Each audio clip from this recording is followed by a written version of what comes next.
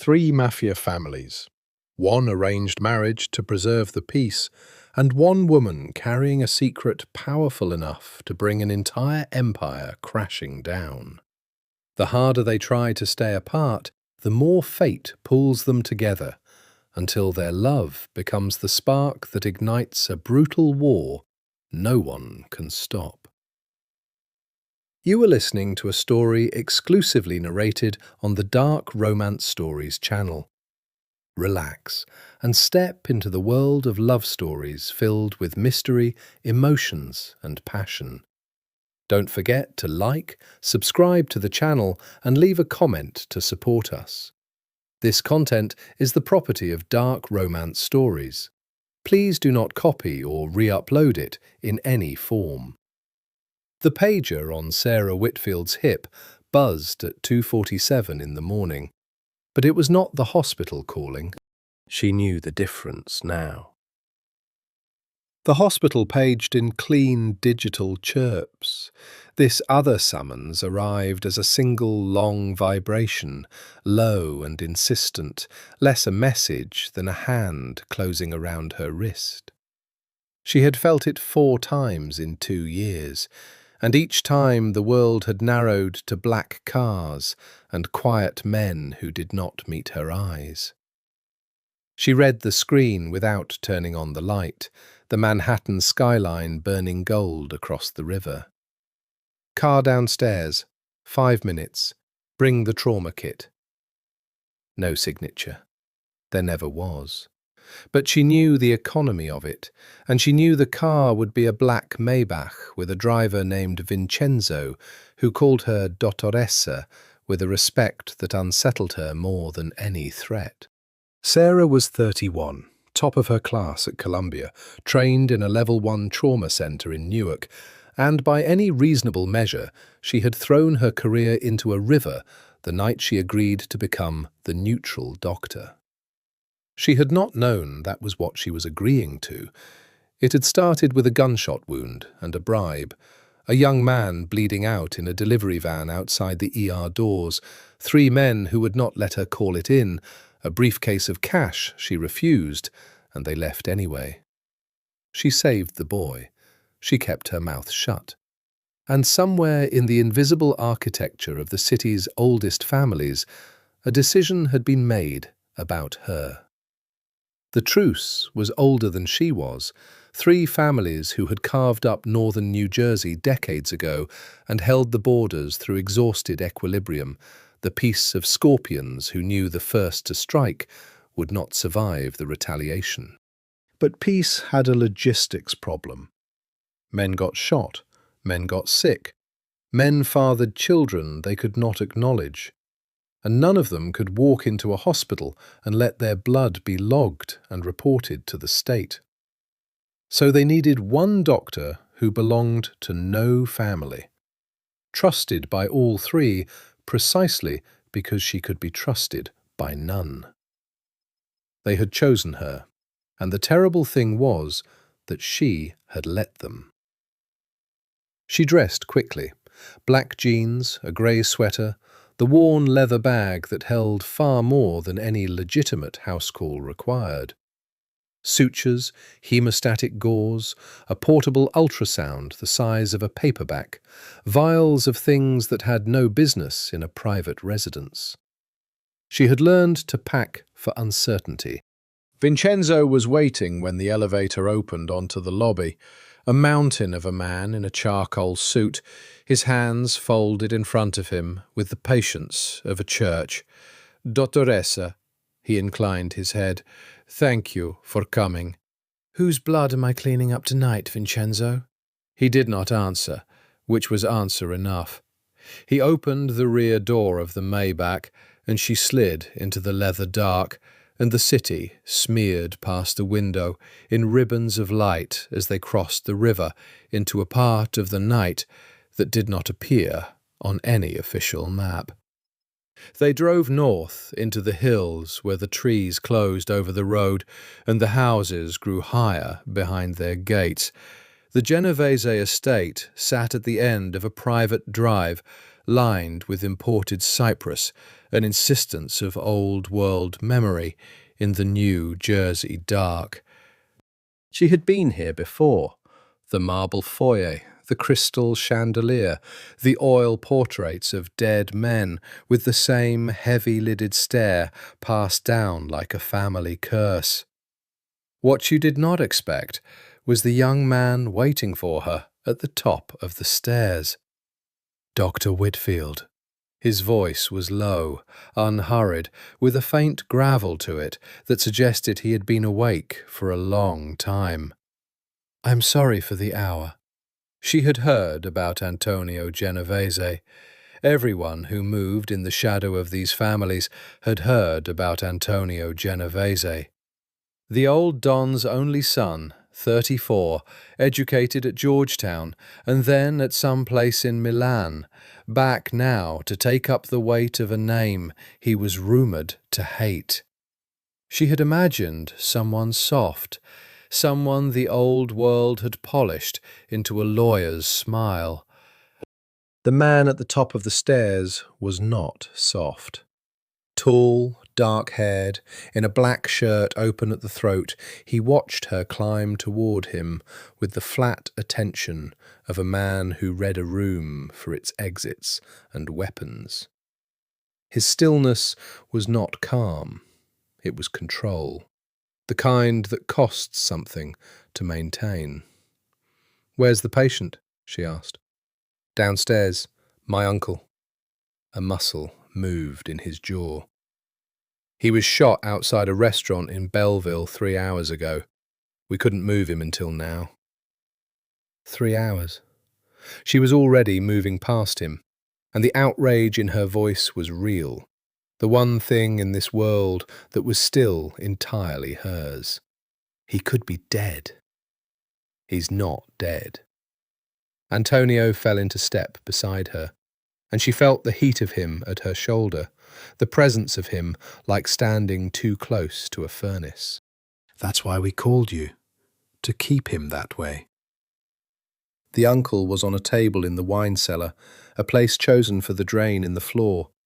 Sarah thought about the entry wound below the collarbone and the exit that had missed the artery by the width of a prayer.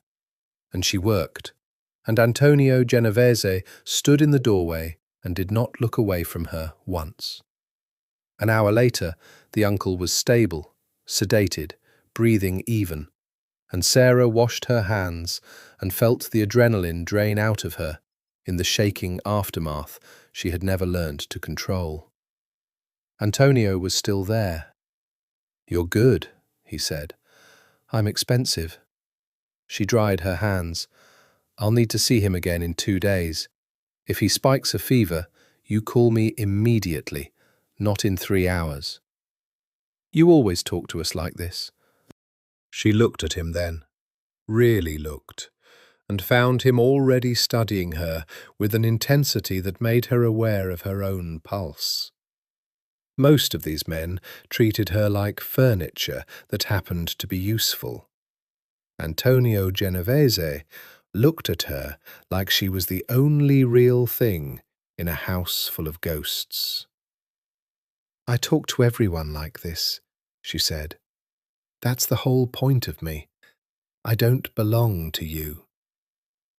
Something flickered in his expression. Not offence, something closer to recognition. "No," he agreed quietly. "You don't." She should have left it there. She gathered her bag and let Vincenzo drive her home through the paling dark. And she told herself the way her skin still held the memory of his attention meant nothing at all. She was already lying to herself, and she knew it, and she did it anyway. The Lucchesi called her 9 days later. Their world was different from the Genovese world, and Sarah had learned to read the difference the way she read a patient's vitals, instantly, without conscious thought.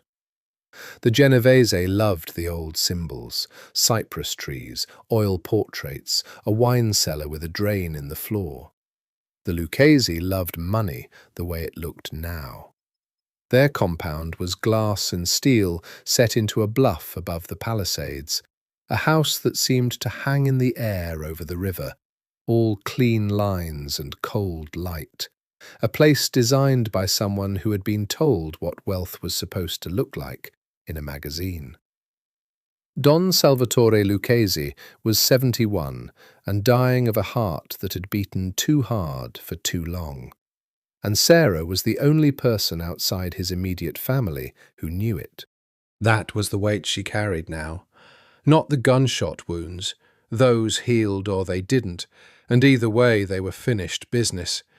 It was the other things, the slow secrets, the Don's failing heart, the Bonanno underboss's diabetes he refused to manage because insulin dependency looked like weakness, the Genovese consigliere's wife who had come to her once terrified and alone, needing a procedure she could not have in any place that kept records. And the children.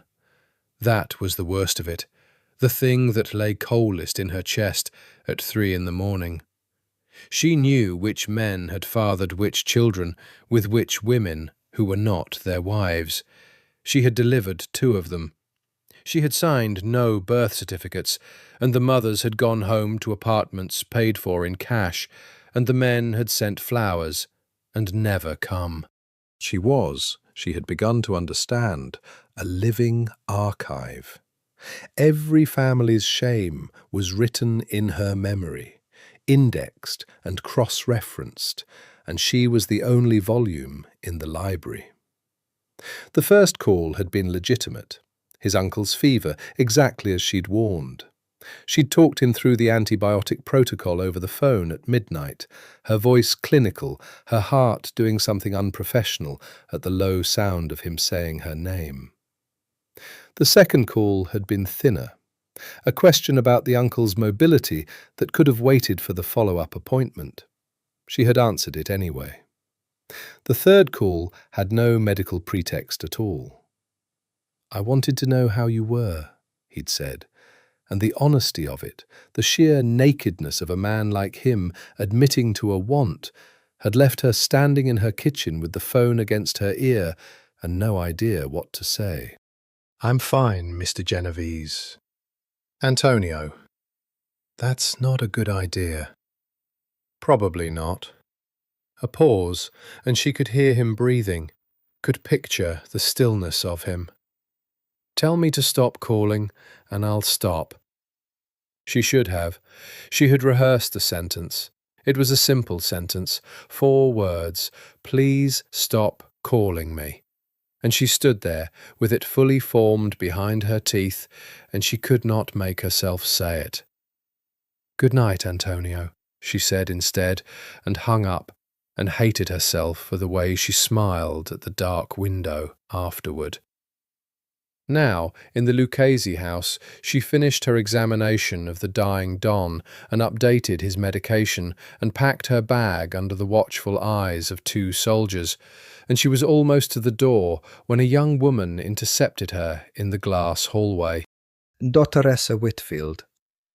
The woman was perhaps 26, dark-eyed, beautiful in a hard, polished way, dressed in cream cashmere that probably cost more than Sarah made in a month.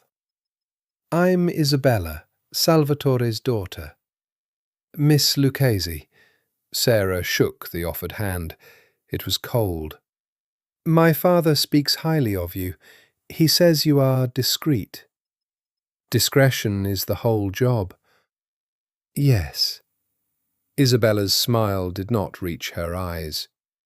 There was something behind them Sarah could not name, a coiled watchfulness, a mind running calculations. "I imagine you know a great deal about a great many people." "I know a great deal about hearts and lungs and wounds. That's all I let myself know." "How careful of you." Isabella tilted her head. "You'll have heard, perhaps, that I'm to be married." Sarah had not heard. She kept her face still. "Congratulations." "To Antonio Genovese." Isabella watched her closely as she said it, and Sarah understood, with a cold slide of comprehension, that this entire conversation had been engineered to watch her face at exactly this moment. It's a very important marriage. It will make the peace permanent. Two families joined by blood instead of by fear. A pause. I would hate for anything to complicate it. I don't see how a doctor could complicate a wedding, Sarah said. No. Isabella's smile widened, and it was beautiful and terrible. Neither do I. Good night, Dottoressa. Drive safely. The road down the bluff is treacherous in the dark. Sarah walked out into the cold and led Vincenzo. No, not Vincenzo. A different driver, a Lucchese man, hold the door for her, and she sat in the dark of the car with her heart pounding, and understood two things with perfect clarity. The first was that Antonio Genovese was engaged to be married, and that this had been arranged before she ever set foot in his father's house, and that whatever was happening in her chest when he said her name was a door she needed to close and lock and never open again. The second was that Isabella Lucchese had looked at her the way a chess player looks at a piece she has already decided to sacrifice. The car descended the treacherous road in the dark, and Sarah watched the black river slide by below. And she did not close the door in her chest. She meant to. She fully meant to. She simply, catastrophically, did not. He came to her clinic on a Tuesday. She kept a small, legitimate practice, a concession the families insisted on because it explained her, a paper self that paid taxes and looked, to the ordinary world, like nothing more than a private physician with a discreet clientele.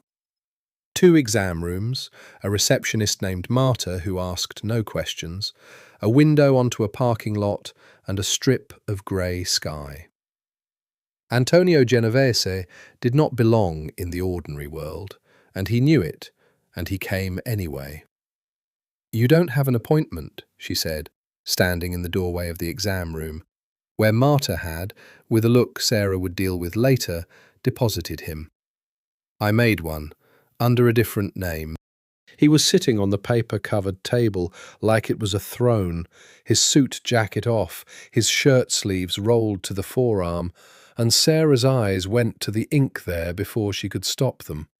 The edge of something dark disappearing under the fabric, a mark she'd glimpsed the night in the wine cellar and not let herself examine. I told your receptionist I have chest pains. Do you have chest pains?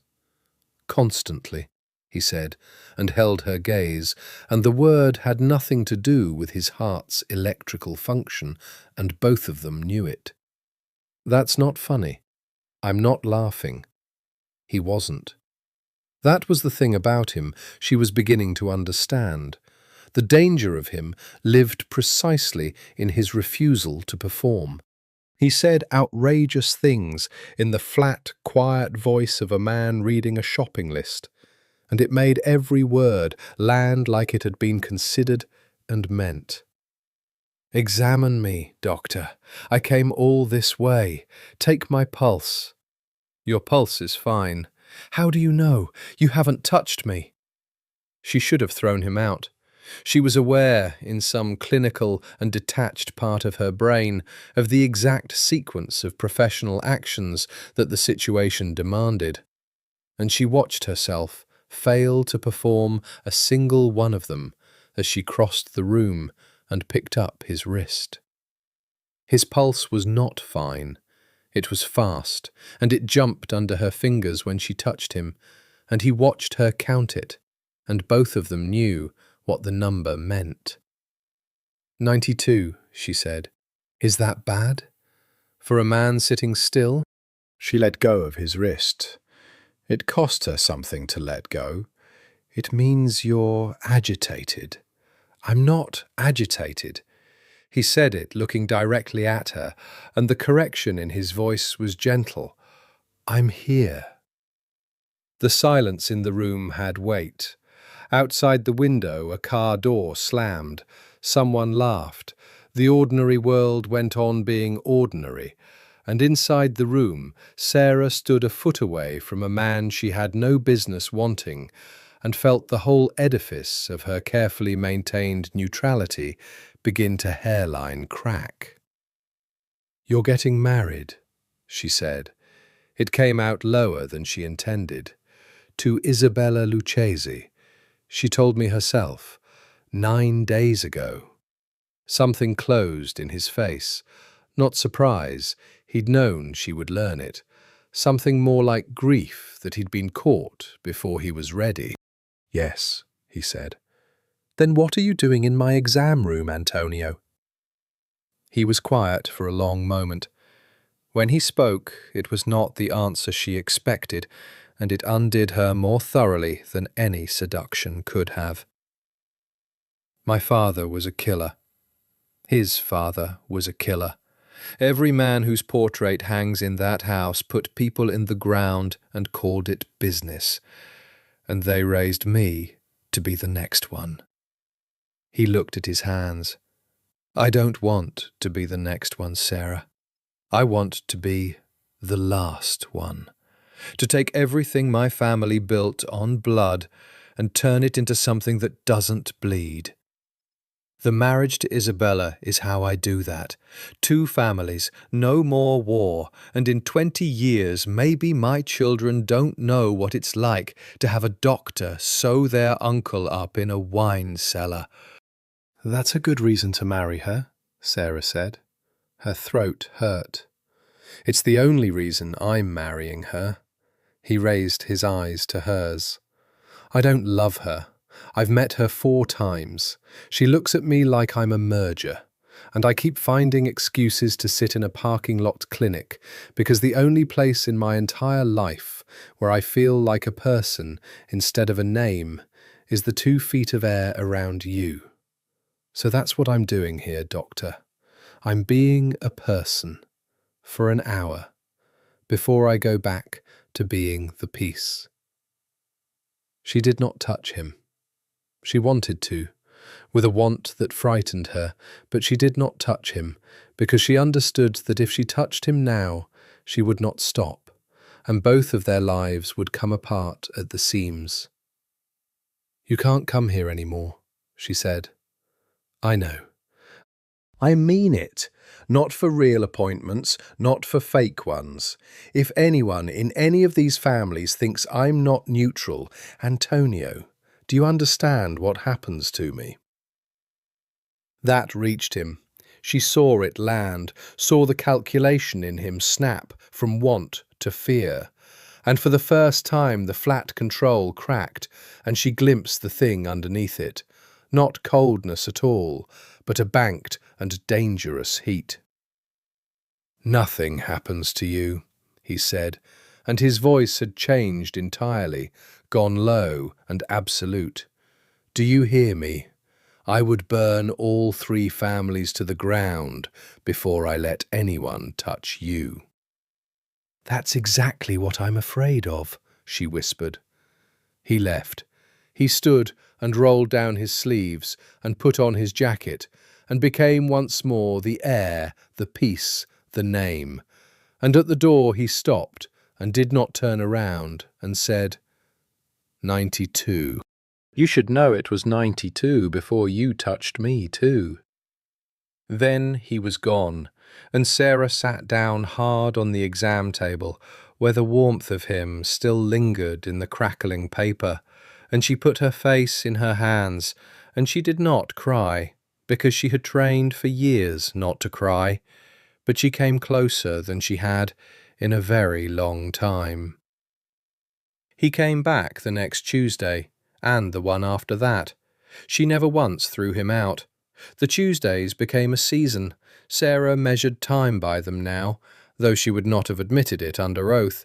Monday was the long, slow climb toward the thing she was not supposed to want, and Wednesday was the descent away from it, and in between there was 1 hour in a parking lot clinic when Antonio Genovese sat on her exam table and told her the truth about his life, and she told him the truth about hers, and neither of them touched the other, and it was the most intimate thing that had ever happened to her.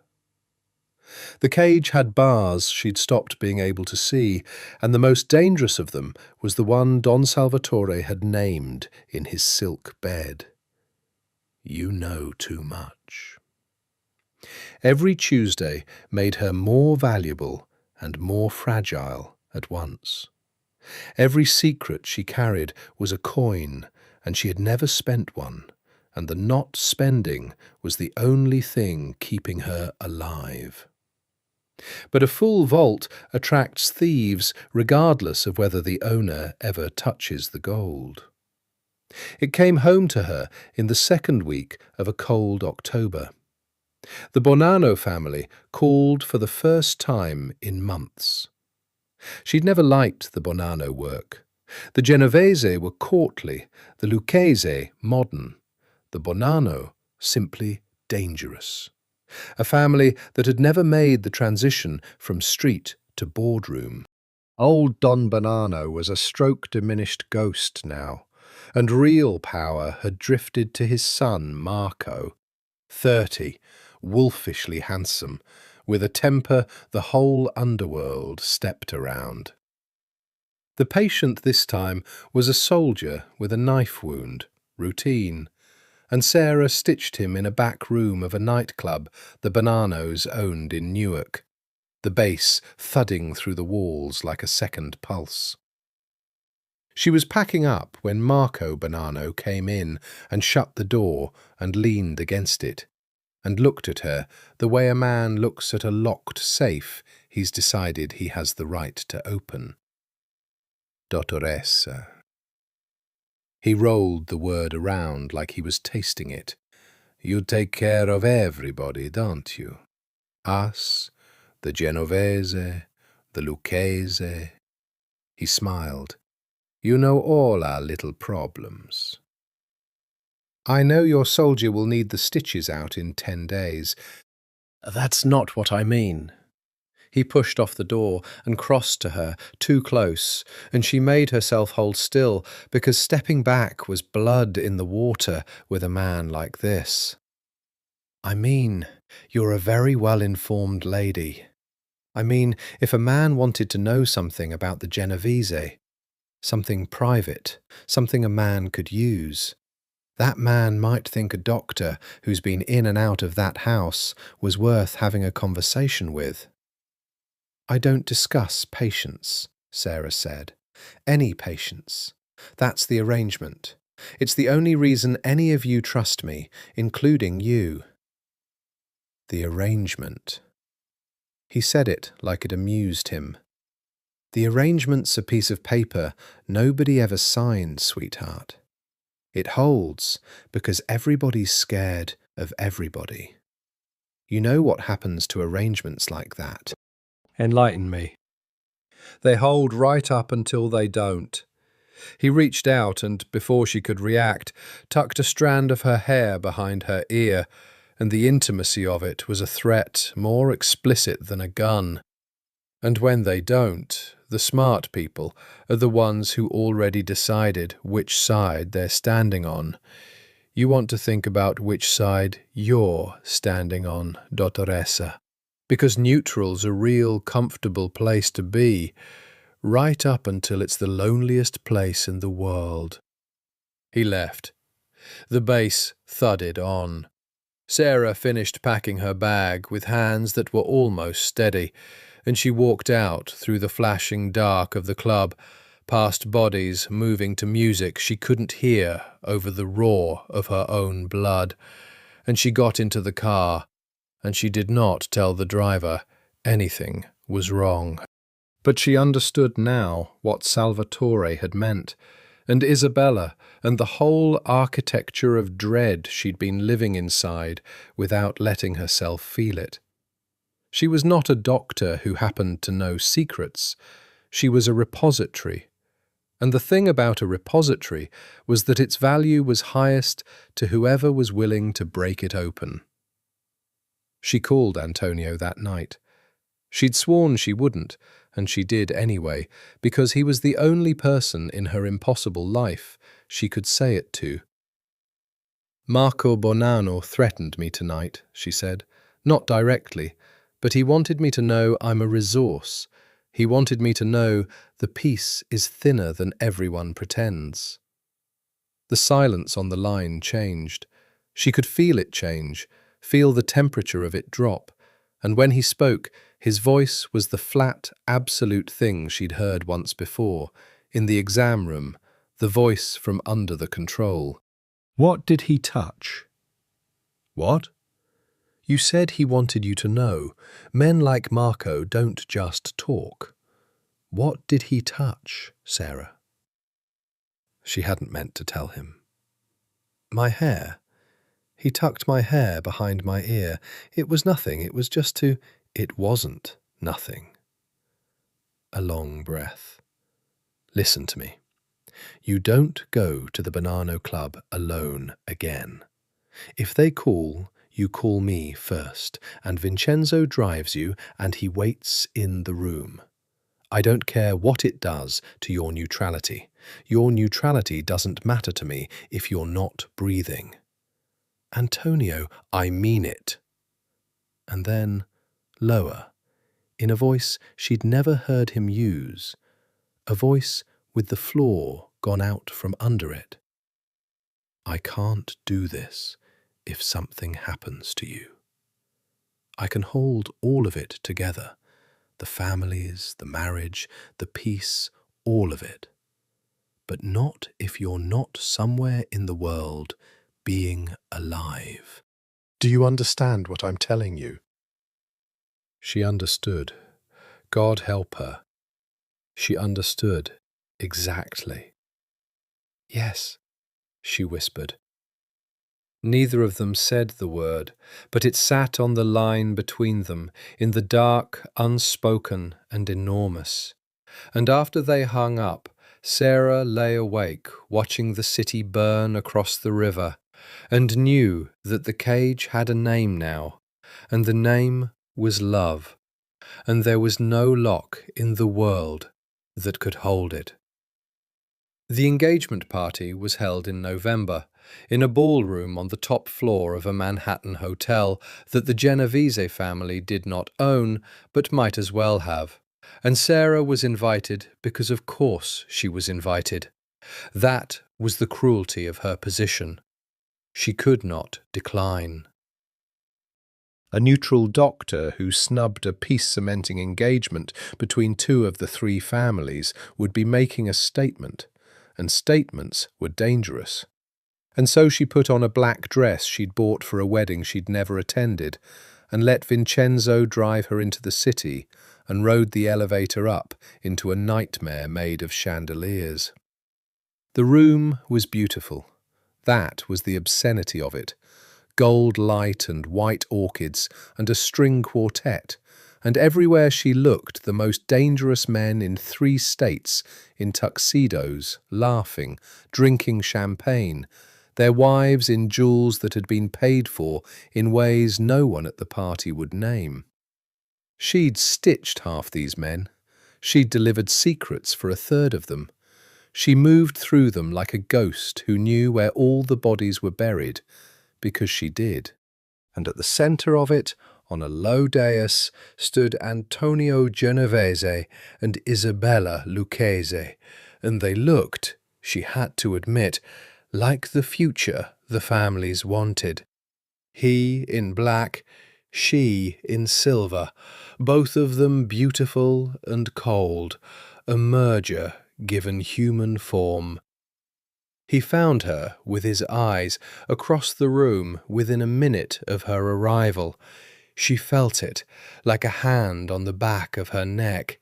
He did not come to her, he could not, but he found her and held her gaze for 1 second too long, and then turned back to the woman he was going to marry, and Sarah drank her champagne too fast and went to find a window. "You look like you're at a funeral," Isabella said, appearing beside her. She had the gift of appearing, which, I suppose, for someone, it is. "It's a beautiful party," Sarah said. "It's a beautiful lie." Isabella sipped her drink and looked out at the city. Up close, at the centre of her own triumph, there was something brittle in her. Something Sarah's clinical eye read as strain, badly hidden.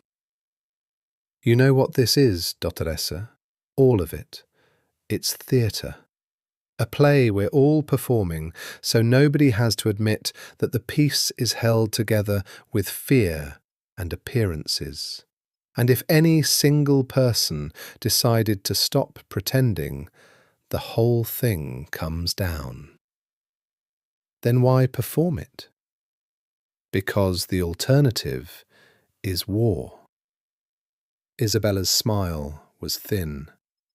"And in war, people I love could die. So I'll marry the Genovese heir and smile for the photographs and let everyone believe I'm the happiest woman in New Jersey."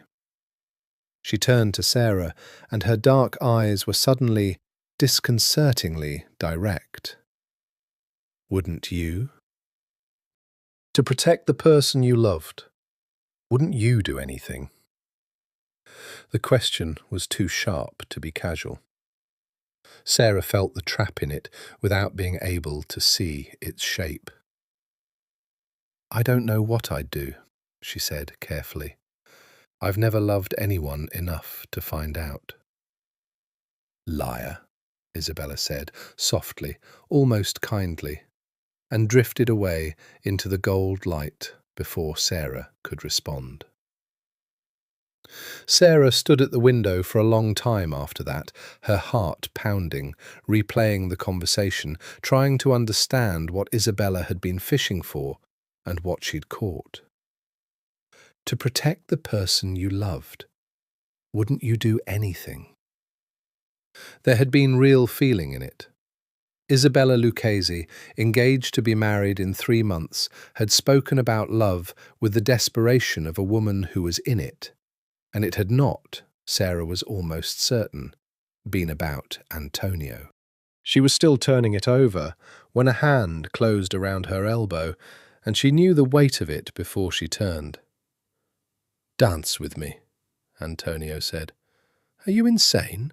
Half this room has watched me stitch their brothers, which is exactly why it's safe."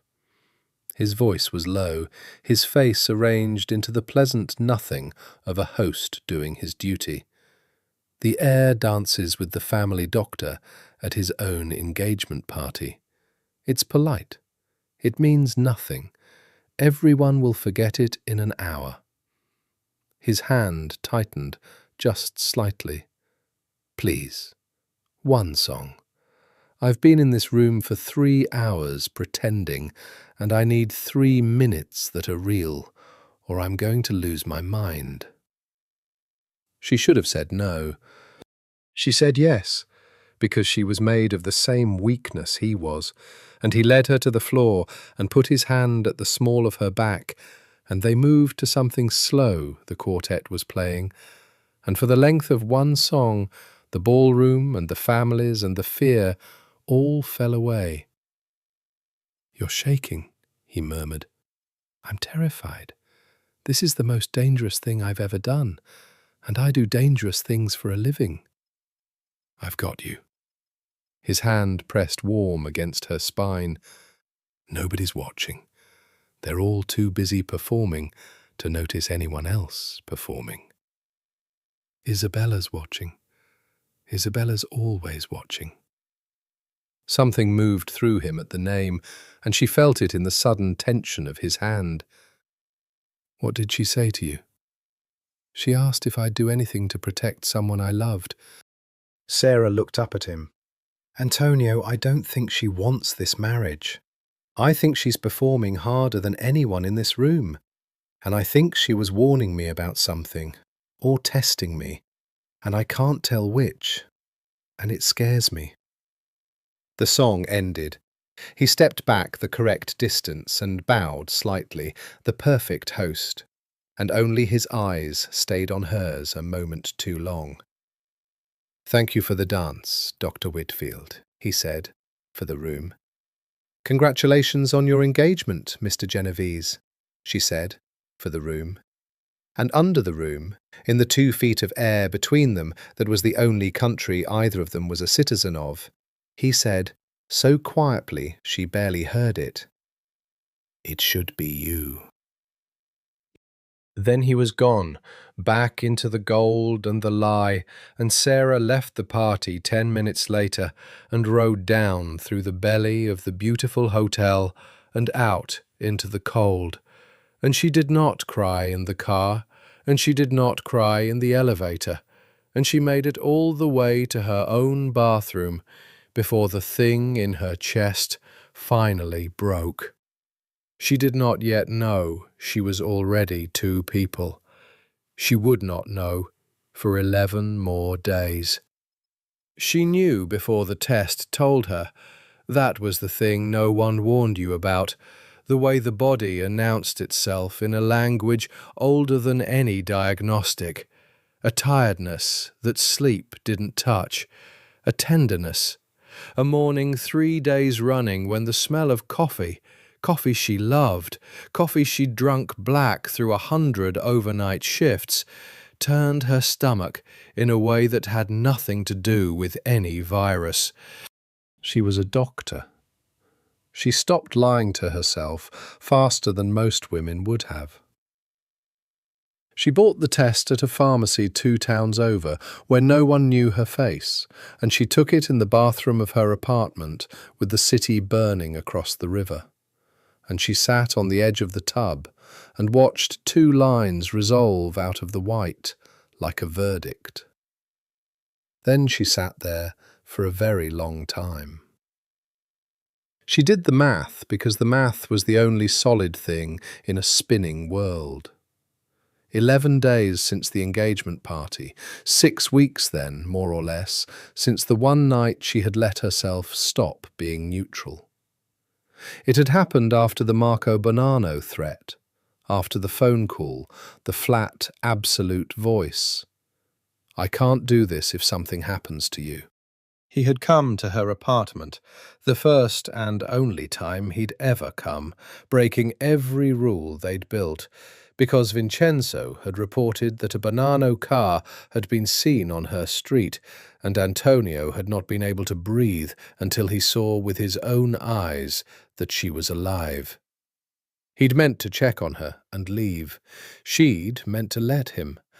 Neither of them had left anything.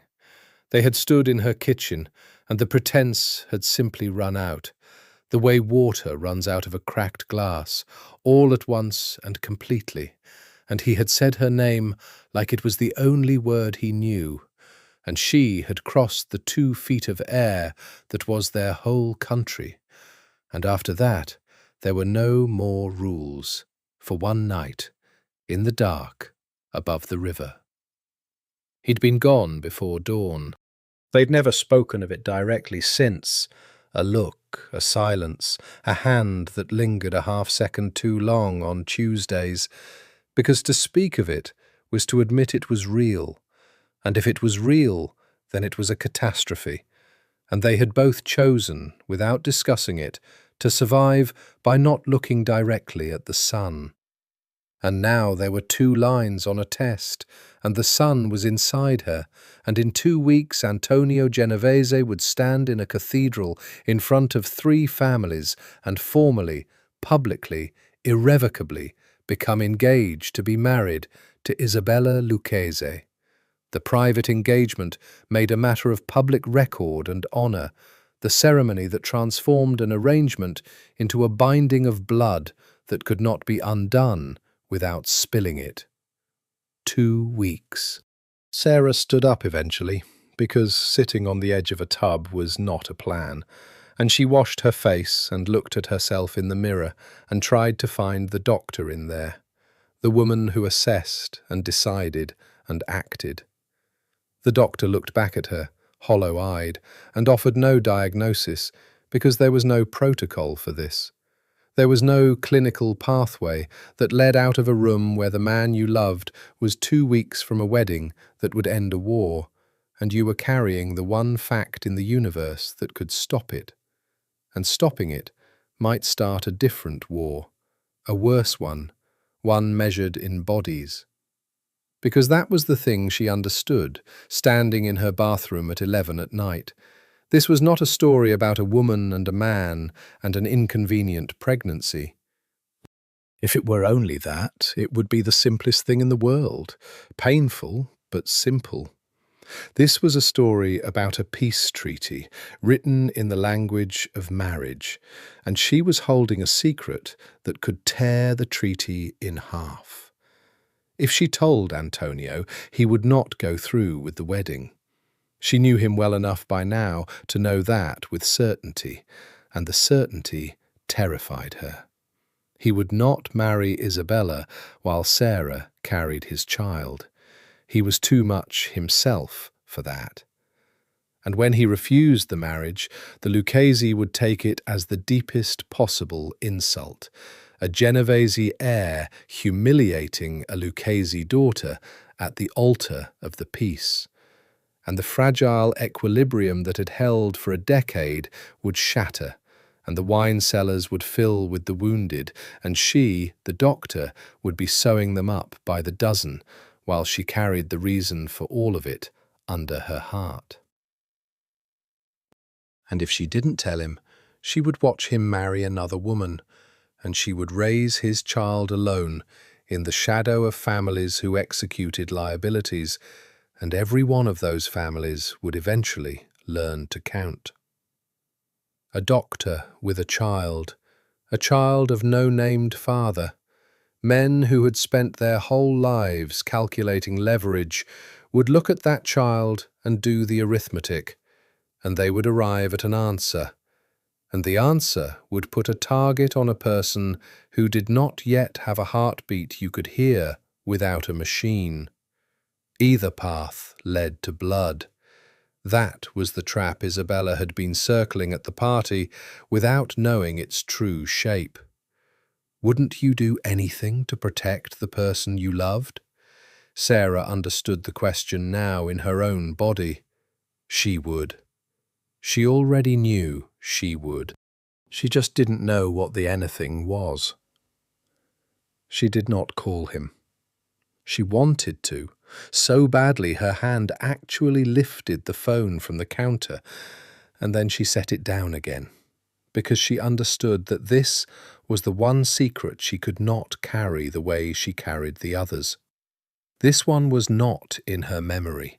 It was in her blood. It would grow whether she spoke of it or not, and it would become visible, and time was the one enemy she had never learned to sew shut. She had 2 weeks. 2 weeks to decide whether to detonate the peace to save the man, or protect the peace and lose him.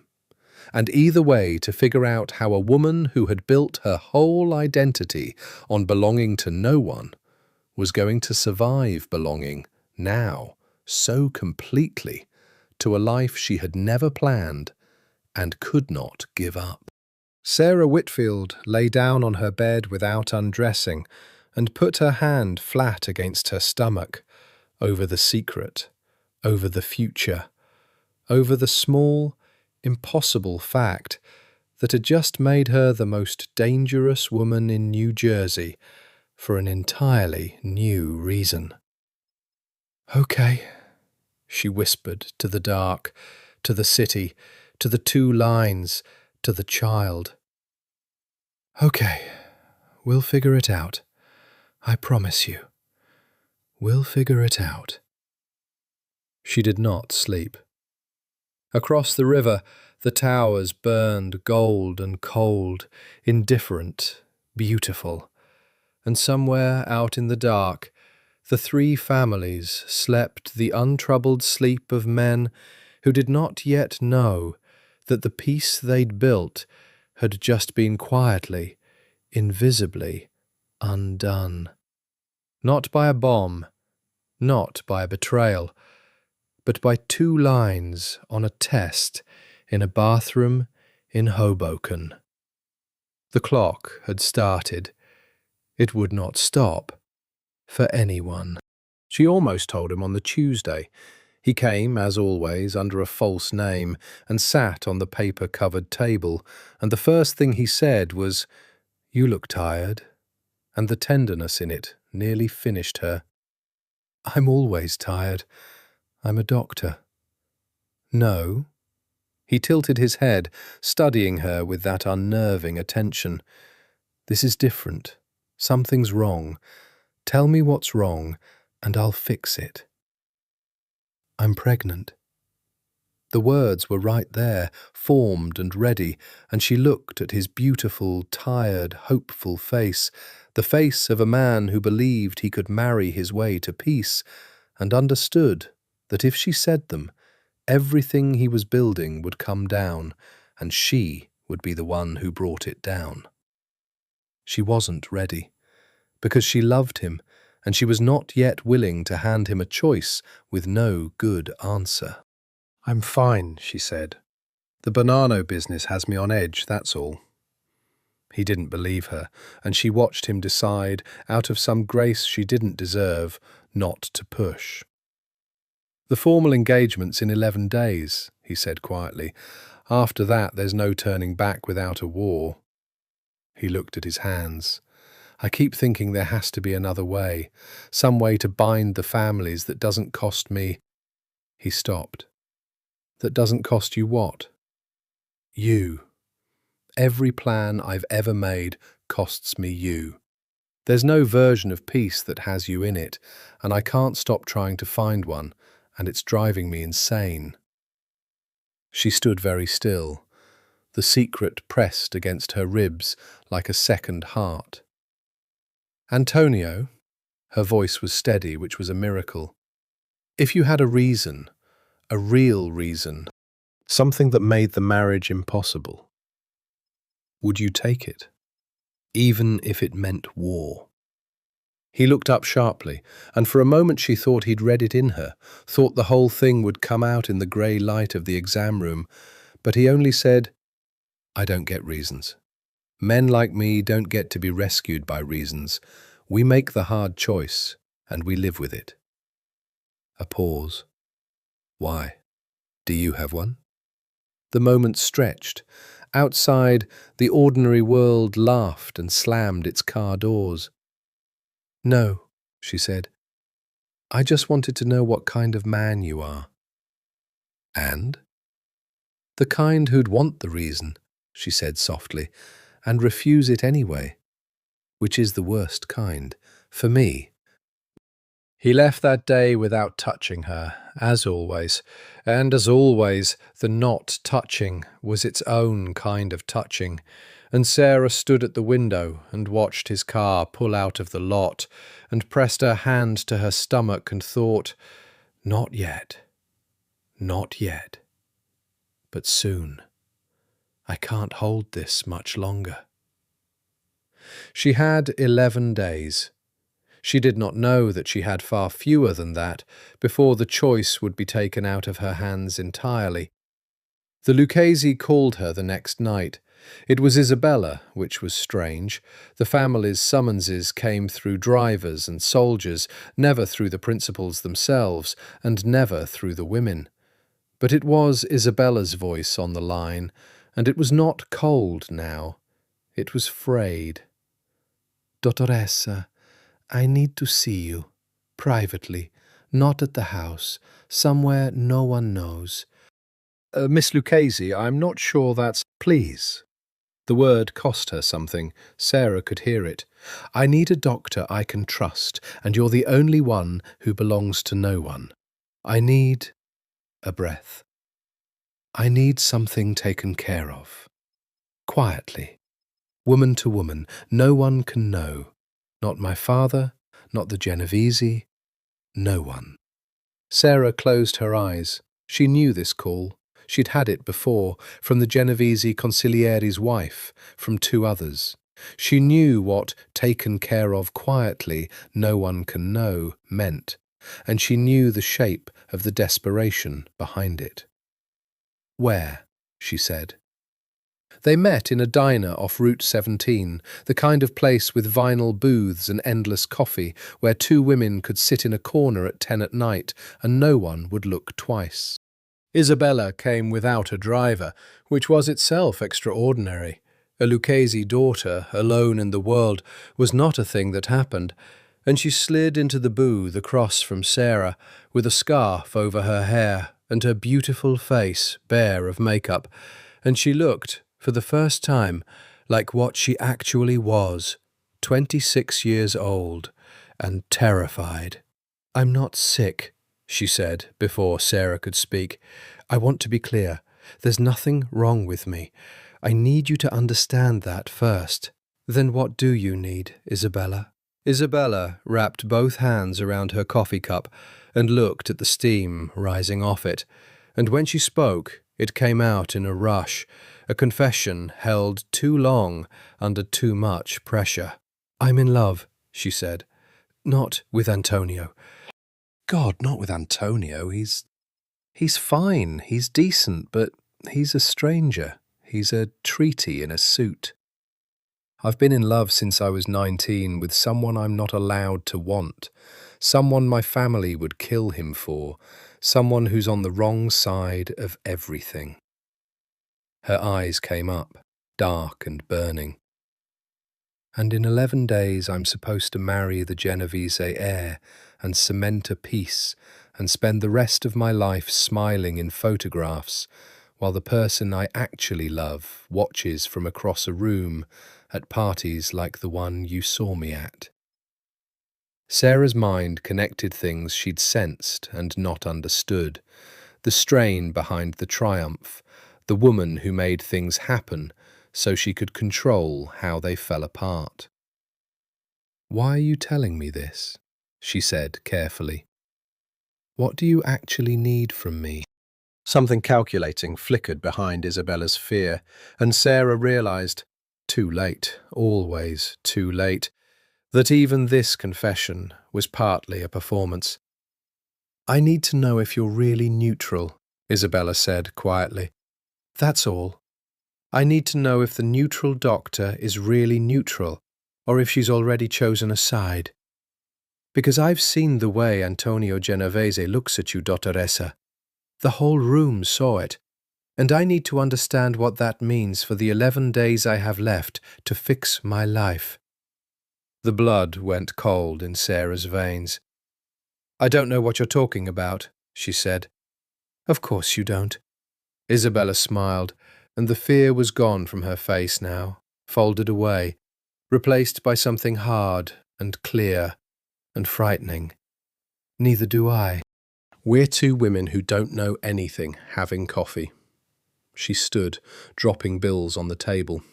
"Thank you for coming. It's good to know where you stand." At the edge of the booth she paused and added, almost gently, "You should be careful, Sarah. A woman who knows too much and loves the wrong man, that's a very short life expectancy in my world. I'd hate to see it. Truly."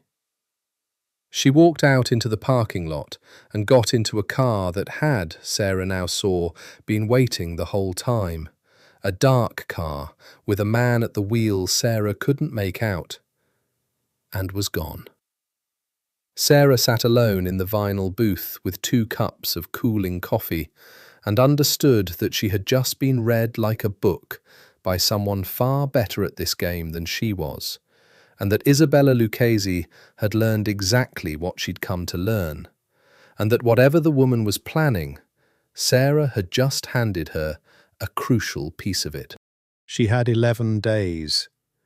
She had a secret growing under her heart, and she had just been marked, unmistakably, as a player on a board she'd spent 2 years pretending she was only cleaning. Antonio knew something had changed. He couldn't name it, but he could feel it, the way he'd learned to feel a room before he walked into it, and it was making him reckless. He sat in the back of the Maybach outside her building at midnight, which was insane, which broke every rule he'd built, and he watched the light in her window and did not go up. Vincenzo, in the front seat, said nothing.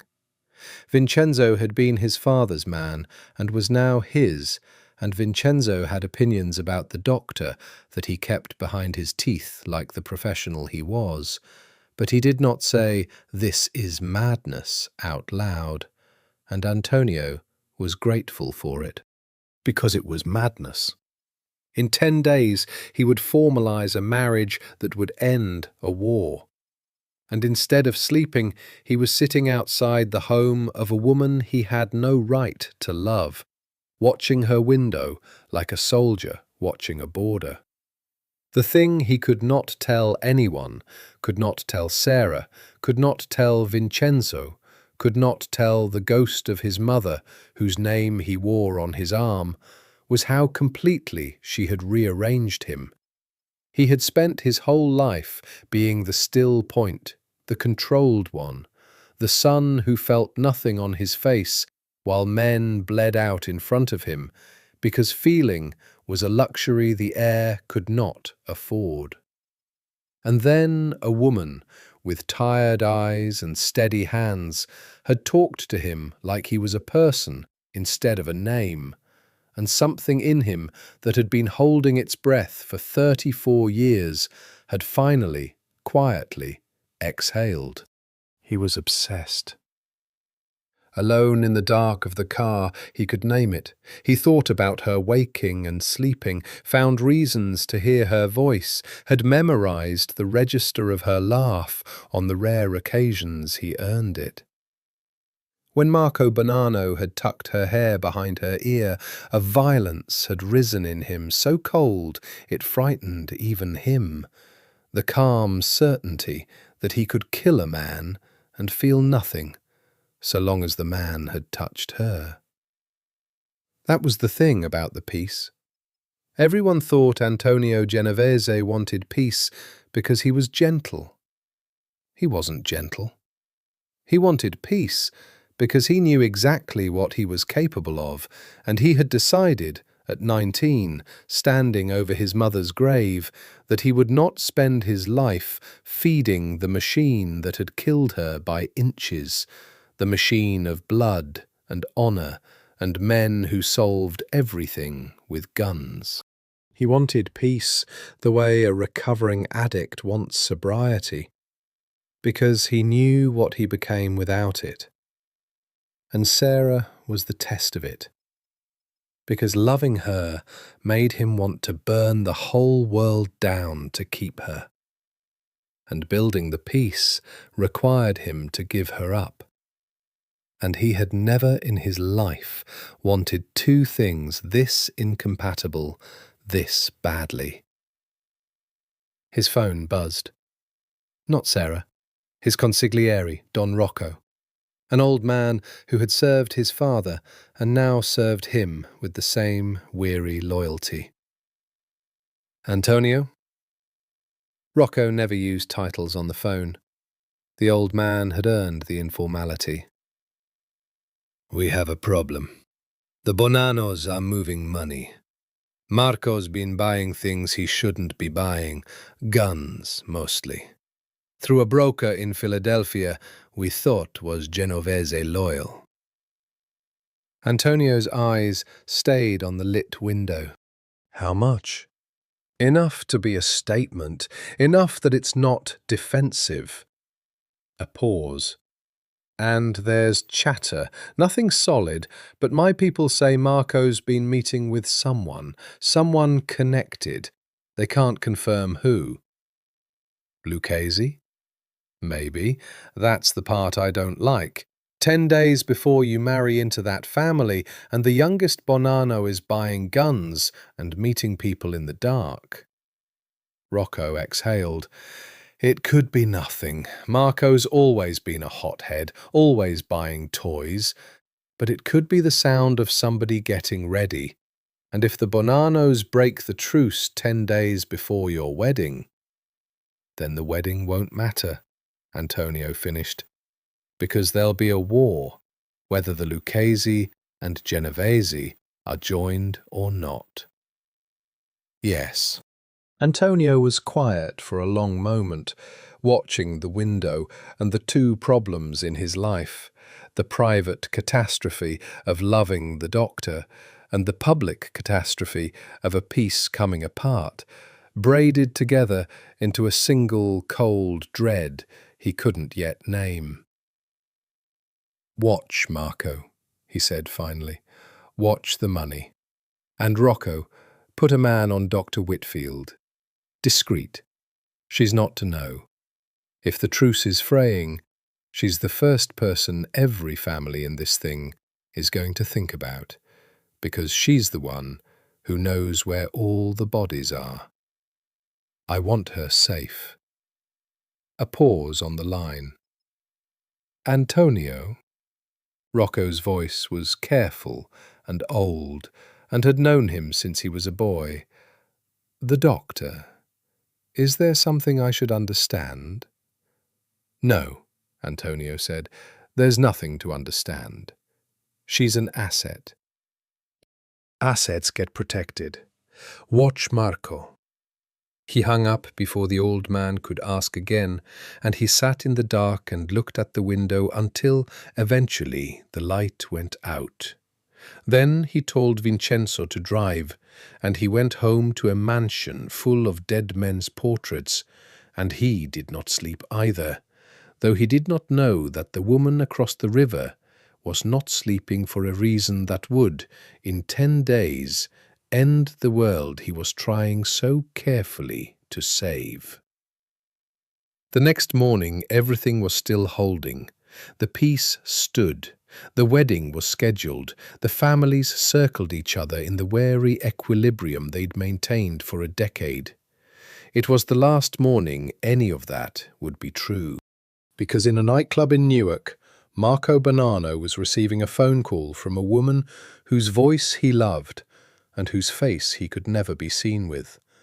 And the woman was telling him that the neutral doctor had confirmed what they needed to know, that the doctor and the Genovese heir were exactly what they'd suspected, and that the time to move was now, before the wedding, not after, because a wedding that produced peace was the one thing that would trap them both forever.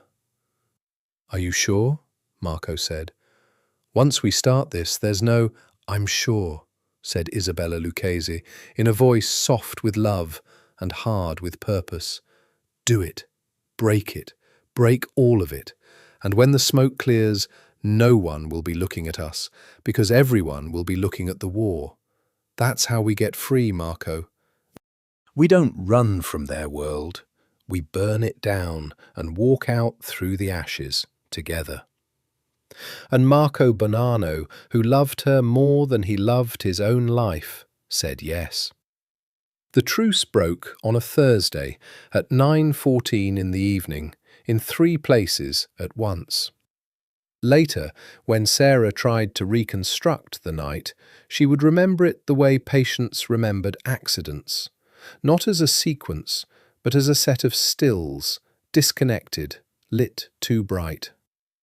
The pager buzzing its long, low summons, then buzzing again before she could answer the first, then a third time from a number she didn't recognize, and a fourth. All 3 families were calling her at once. That had never happened. That was, she understood with a cold, plummeting certainty, impossible under the rules, because the rules existed precisely to make sure the 3 families never needed her at the same moment, and the only thing that could make them all need her at the same moment was all of them bleeding at the same moment. The peace was over. The war had started, and every wounded man in northern New Jersey was reaching for the one doctor they could all use. Her phone rang. Antonio. She answered it with a hand that shook. Sarah. His voice was hard and fast, and underneath it she could hear the thing she'd never heard in him. Fear. Real fear. Not for himself. Listen to me. Don't answer any of the pages. Don't go anywhere. The truce is broken. The Bonanos hit us and the Lucchese at the same time. Coordinated. They've been planning this for weeks. There are men down everywhere, and every one of them is going to want you, and you cannot go. Do you understand me? You cannot leave your apartment. Antonio, people are hurt. People are always hurt. That's the whole point of these people, Sarah. They hurt each other. That's what they are. And if you walk out that door tonight to sew one of them up, the others will grab you the second you're in the open, because right now you are the single most valuable object in this entire war. His voice cracked. You know everything. You know who's sick, who's weak, who's got a bastard child, who's dying. Every secret that could win this thing is inside your head, and every family knows it, and the second the shooting started, you became a target for all three sides at once. Do you understand? Neutral doesn't exist anymore. There's no neutral in a war. There's only which side gets to you first. She sat down hard on her kitchen floor, her back against the cabinets, the city burning red and gold across the river, and she understood that everything Don Salvatore had told her in his silk bed had just come true. You are worth more than any of us, and you are worth nothing at all. Where are you? She whispered. Doesn't matter. Where are you, Antonio? A pause. The estate. We're holding. My uncle's hit, the one you stitched. It's bad, but I can't bring you here. It's the first place they'd expect. A sound in the background, shouting, something that might have been glass. I'm sending Vincenzo. He's 10 minutes out. He's going to move you somewhere safe, a place nobody knows, not even Rocco. You go with him, and you don't argue, and you don't stop to help anyone. Promise me. Antonio, promise me. And then, lower, breaking. I can't fight this war and worry about you at the same time. I'll lose one of them. Please, please just let me keep you safe. It's the only thing I've ever asked you for. There was so much she needed to tell him. The secret was right there, screaming, there are two of us now. There are two of us you're trying to keep safe. And she couldn't say it over a phone in the middle of a war, couldn't hand him that while men bled around him. Okay, she said instead. Okay, I'll go with Vincenzo.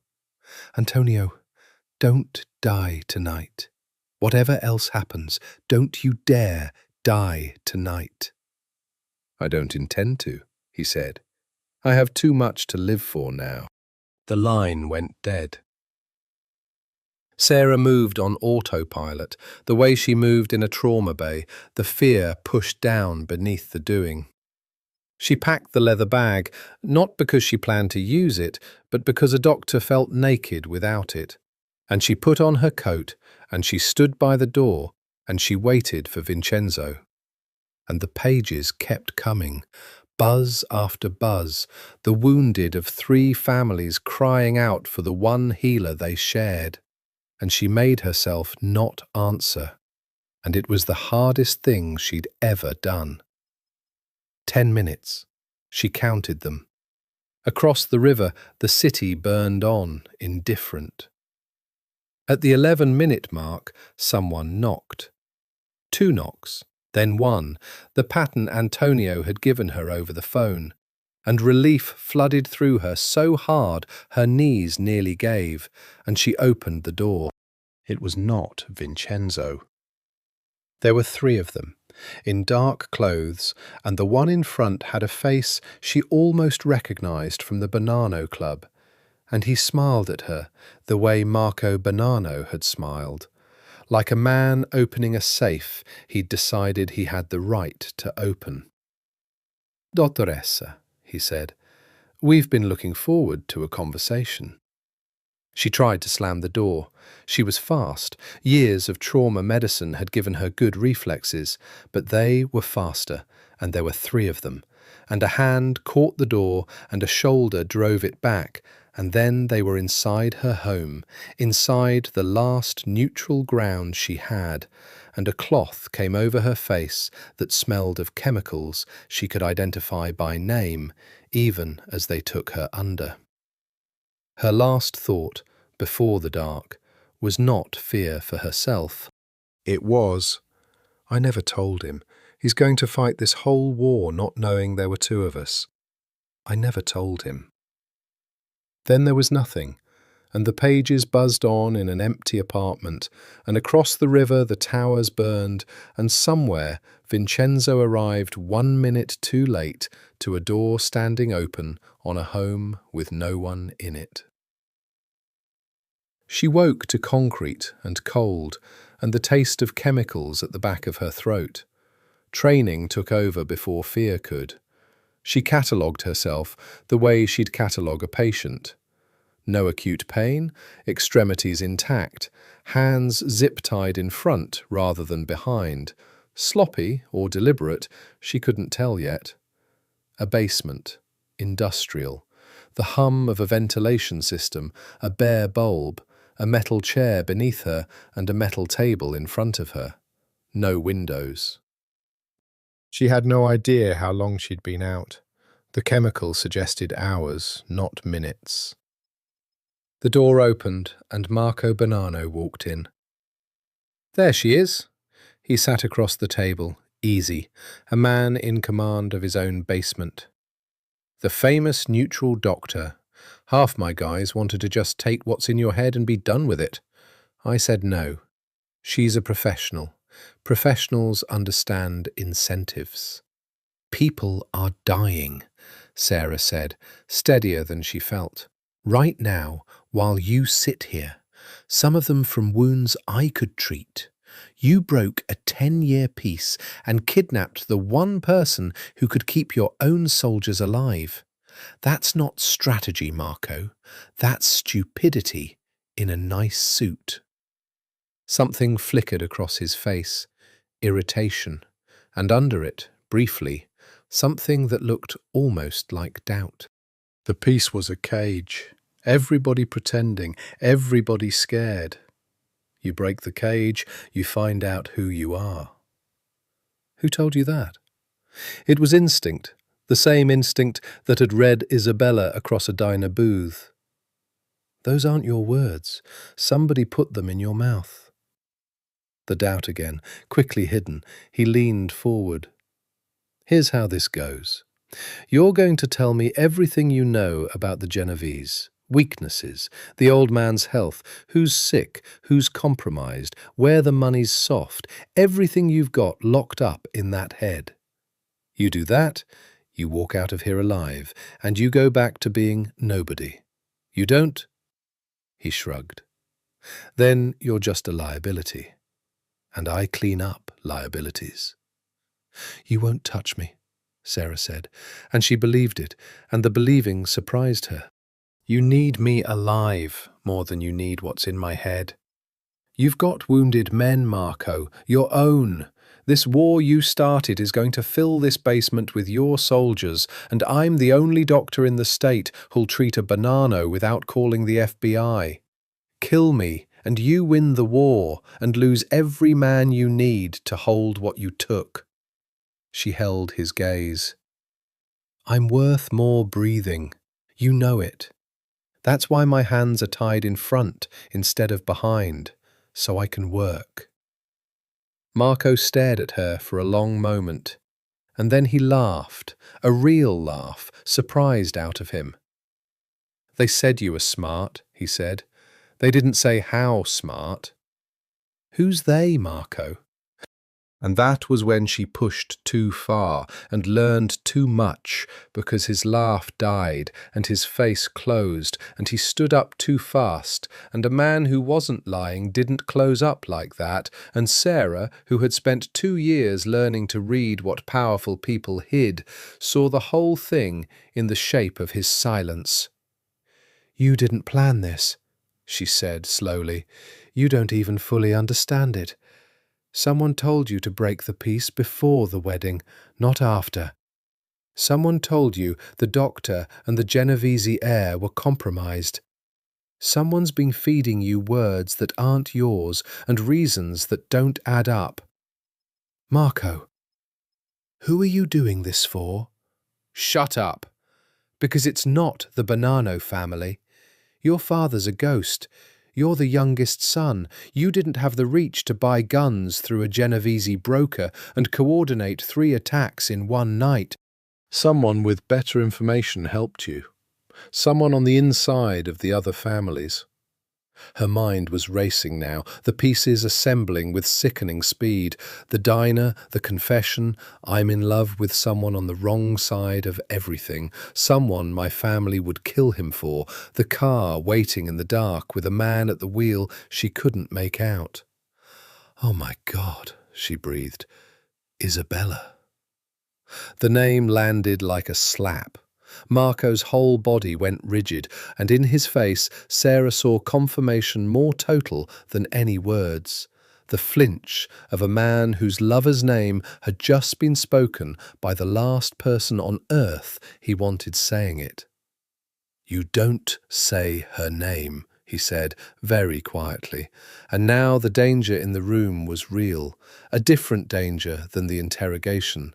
The danger of a man protecting the one thing he loved. You don't ever say her name. "She's the wrong side of everything to a Lucchese daughter," Sarah said, the truth pouring out of her now, unstoppable. "A Bonanno, you. She's been in love with you since she was 19. And she's supposed to marry Antonio Genovese in 9 days to seal a peace she never wanted to a man she doesn't love and spend the rest of her life watching you across ballrooms." The horror of it, the elegant, awful logic of it unfolded in her mind. So she found a way out. She couldn't refuse the marriage. That would start a war and expose her. But if the war started on its own, from the outside, if the Bonannos broke the truce before the wedding, then there'd be no wedding to refuse, no peace to seal, just chaos. And in the chaos, no one would be watching a Lucchese daughter and a Bonanno son. "She used you, Marco. She used your family. She's burning down 3 families' worth of men so she doesn't have to get married, and she told you it was love, and you believed her, and you started a war on her word." "She loves me," Marco said, but his voice had gone thin. "I'm sure she does." Sarah's own voice softened because she understood, suddenly, that Marco Bonanno was as trapped as she was, a man who'd done a monstrous thing for the oldest reason in the world. "I'm sure she loves you. That doesn't mean she didn't use you. People do both. She made you the engine of her escape, and she made sure the war would point everyone at the Bonannos and never at her. When the smoke clears, Marco, who's holding the blame? Who broke the peace? You are. Not her. You." The silence in the basement was total. The ventilation hummed. Marco Bonanno stood over her, and she watched a decade of certainty come apart behind his eyes, watched him arrive terribly at the arithmetic he'd never let himself do. "Get out," he said to the men at the door, without turning around. "Everybody out, now." They went. The door closed, and Marco Bonanno sat back down across the metal table from the neutral doctor, and for a long moment neither of them said anything. Two people who had just discovered they were both pieces in a game neither of them had been allowed to see. "If you're lying to me," he said finally, and his voice shook, "I'll kill you myself." "I'm a doctor, Marco. I don't lie about what I see. It's the only thing I've got." She leaned toward him as far as the ties would let her. "You want to know what I know? Here's what I know, for free. You've been set up to take the fall for a war you started for love. And the only two people who can prove otherwise are sitting at this table. So untie my hands and let's both stay alive long enough to figure out what we're going to do about it." Antonio Genovese had not slept in 31 hours, and he was learning what kind of man he became when the peace was gone and Sarah was missing. It was not the kind of man he'd wanted to be. It was the kind of man his father had been. He'd learnt she was taken at 9:26 when Vincenzo called from her open door, and something in Antonio had gone very cold and very clear, the way a blade goes clear when you strip everything else away. He'd stopped feeling afraid at that moment. Fear was a luxury. What replaced it was worse and more useful. A total, patient, murderous focus. "Everyone we have," he told Rocco, in the war room that had been his father's study, the dead men in their oil frames watching. "Every soldier, every marker, every favour anyone's ever owed this family.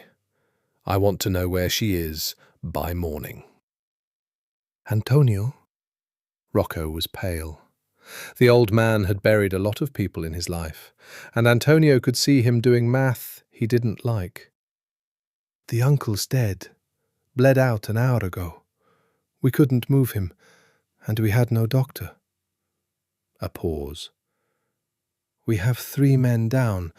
We might still save if we had—" "We don't have her because they took her," Antonio said, and his voice was so flat it frightened the old man more than shouting would have. "So we get her back, and then she saves the men. That's the order of operations. Her first. The men are dying now. She's a—" Rocco stopped himself, but not fast enough. "Say it." Antonio turned to him. "She's an asset.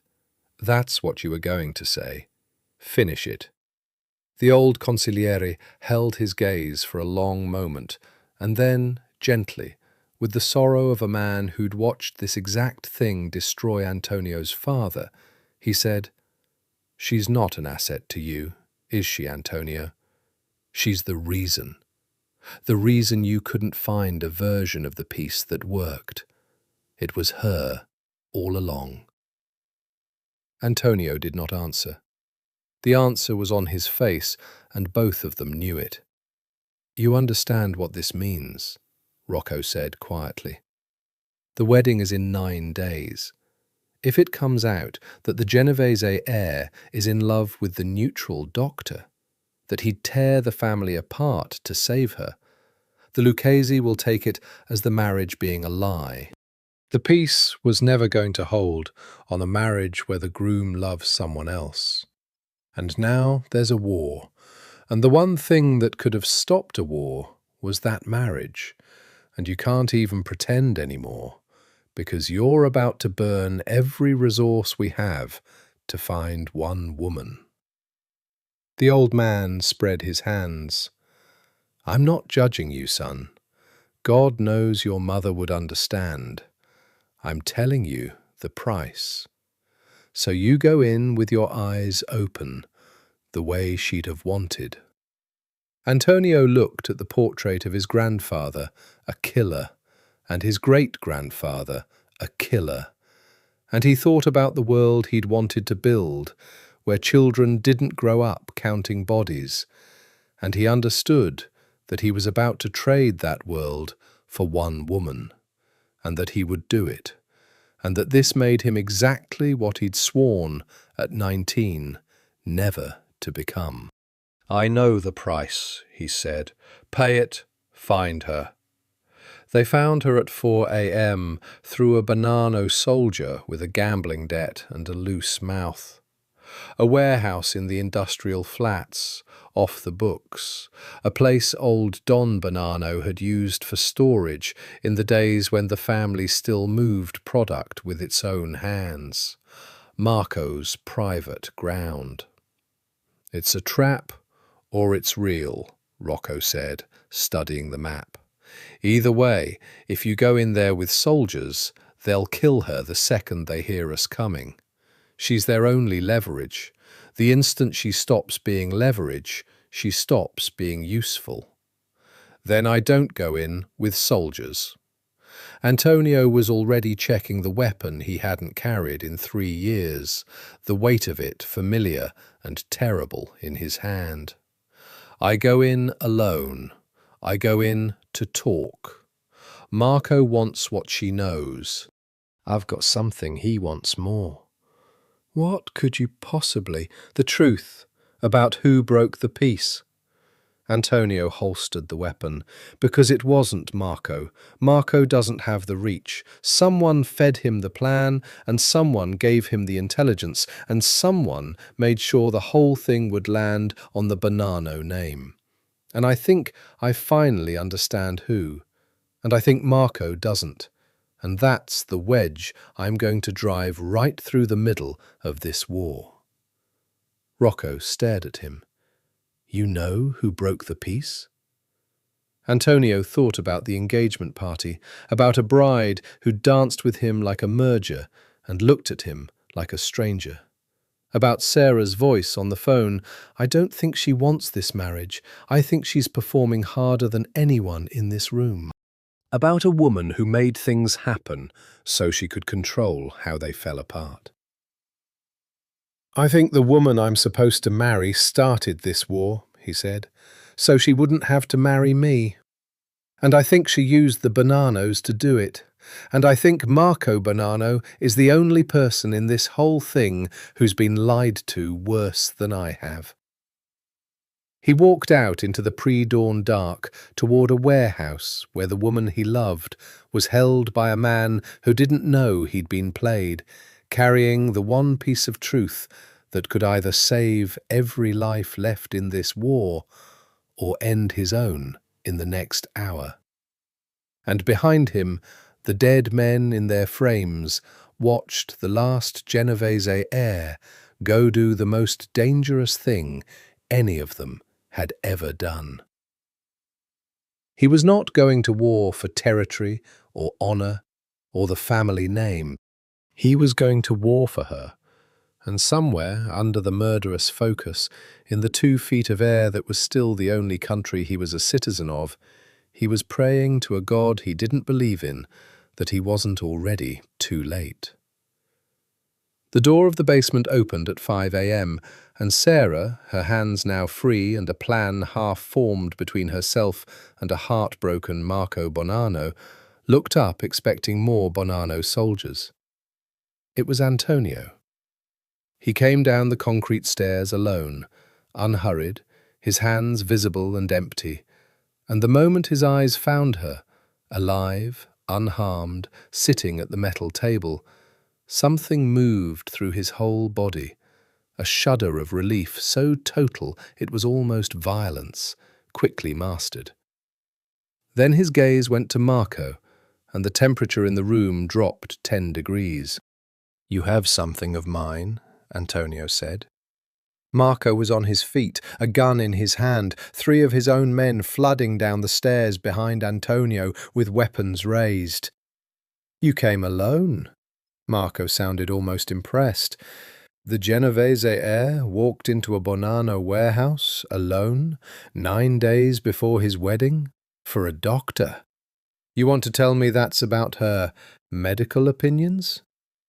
"I want to tell you who started this war," Antonio said, and he did not look at the guns. He looked only at Marco. Because it wasn't you. You don't have the reach to buy through my broker, or the intelligence to hit 3 targets in one night. Somebody handed you this whole thing gift-wrapped.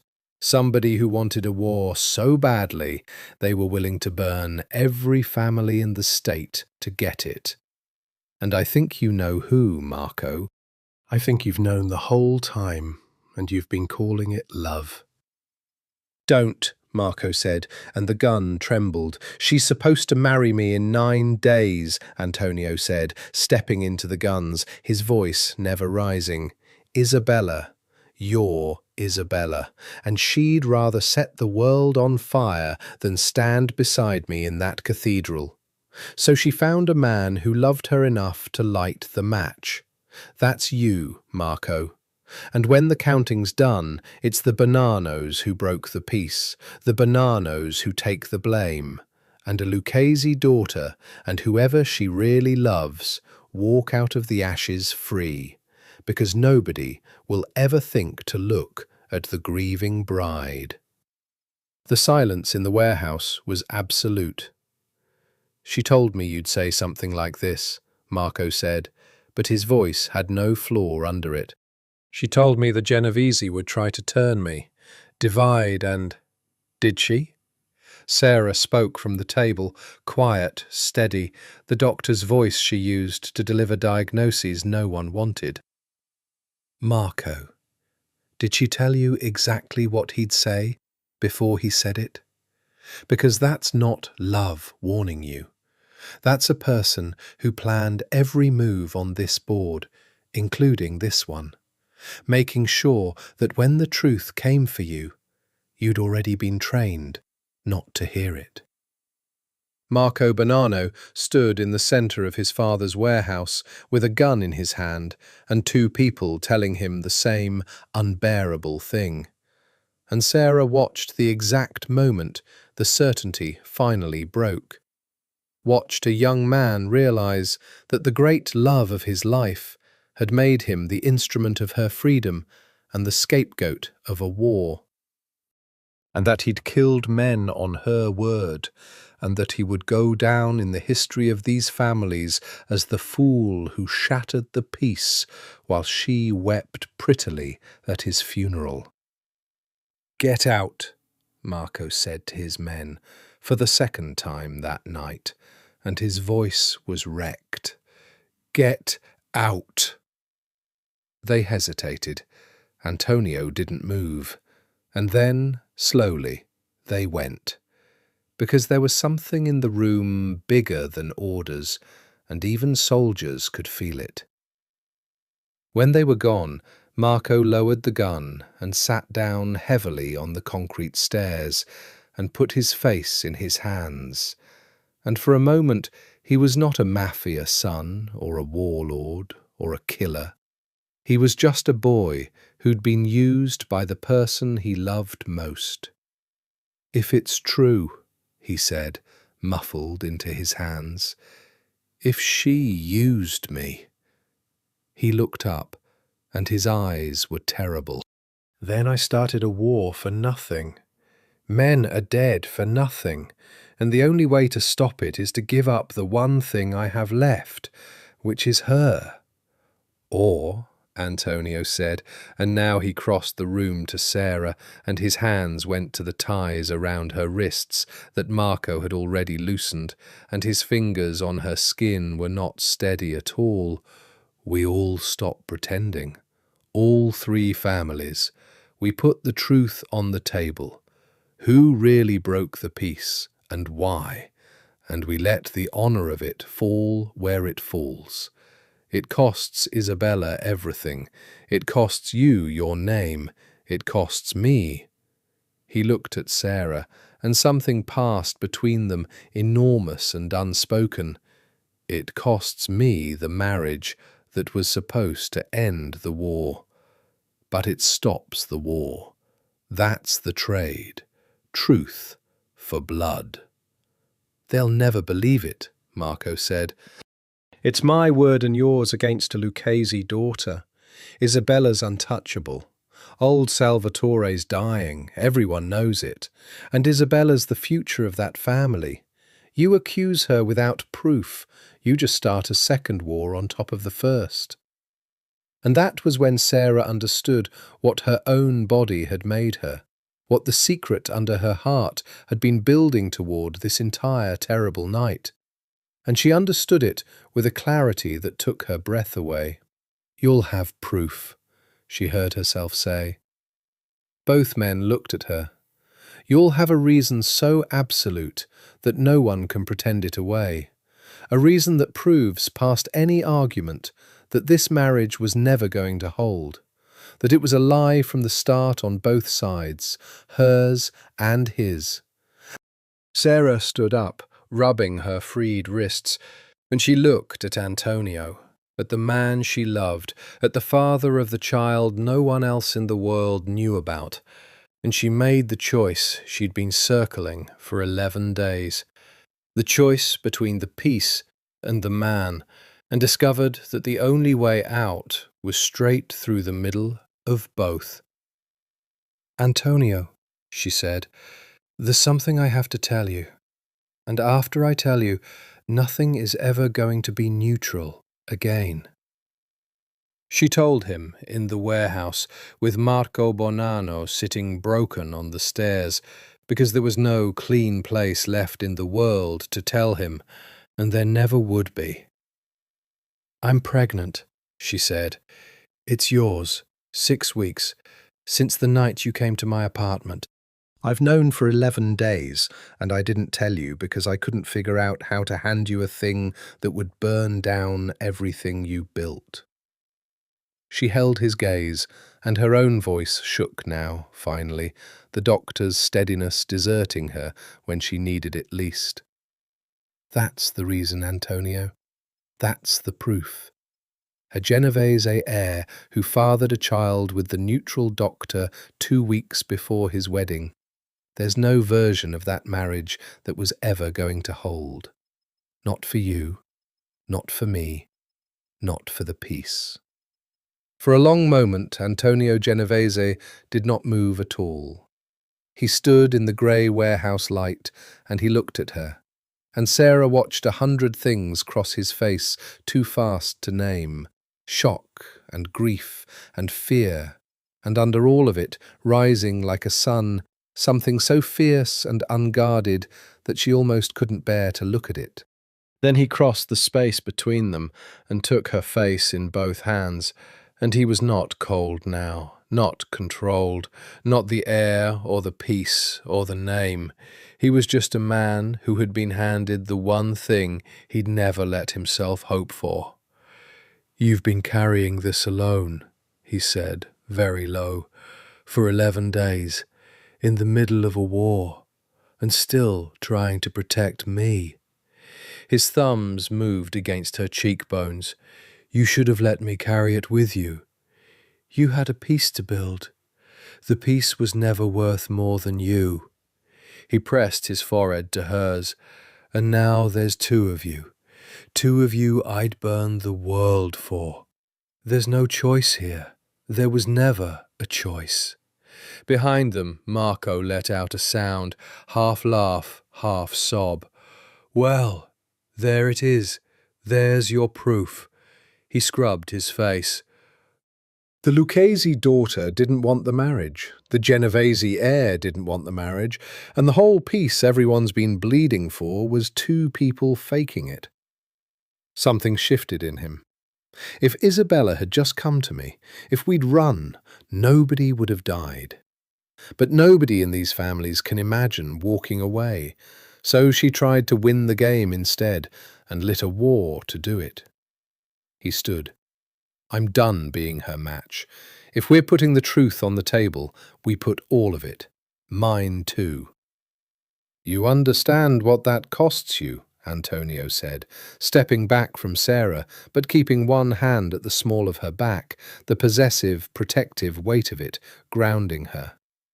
"You confess you broke the peace on a woman's word, a Lucchese woman. You're admitting to a war. Your own family might not survive the shame of it. The other capos will want your head. Better my head than my soul, Marco said. Besides, a bitter smile, you think I've got a future either way? The war's lost the second you two walk out of here alive. My family broke the peace. There's no coming back from that. The only question left is whether I go down as a fool who did it for nothing, or a man who told the truth and stopped the bleeding. He looked at Sarah.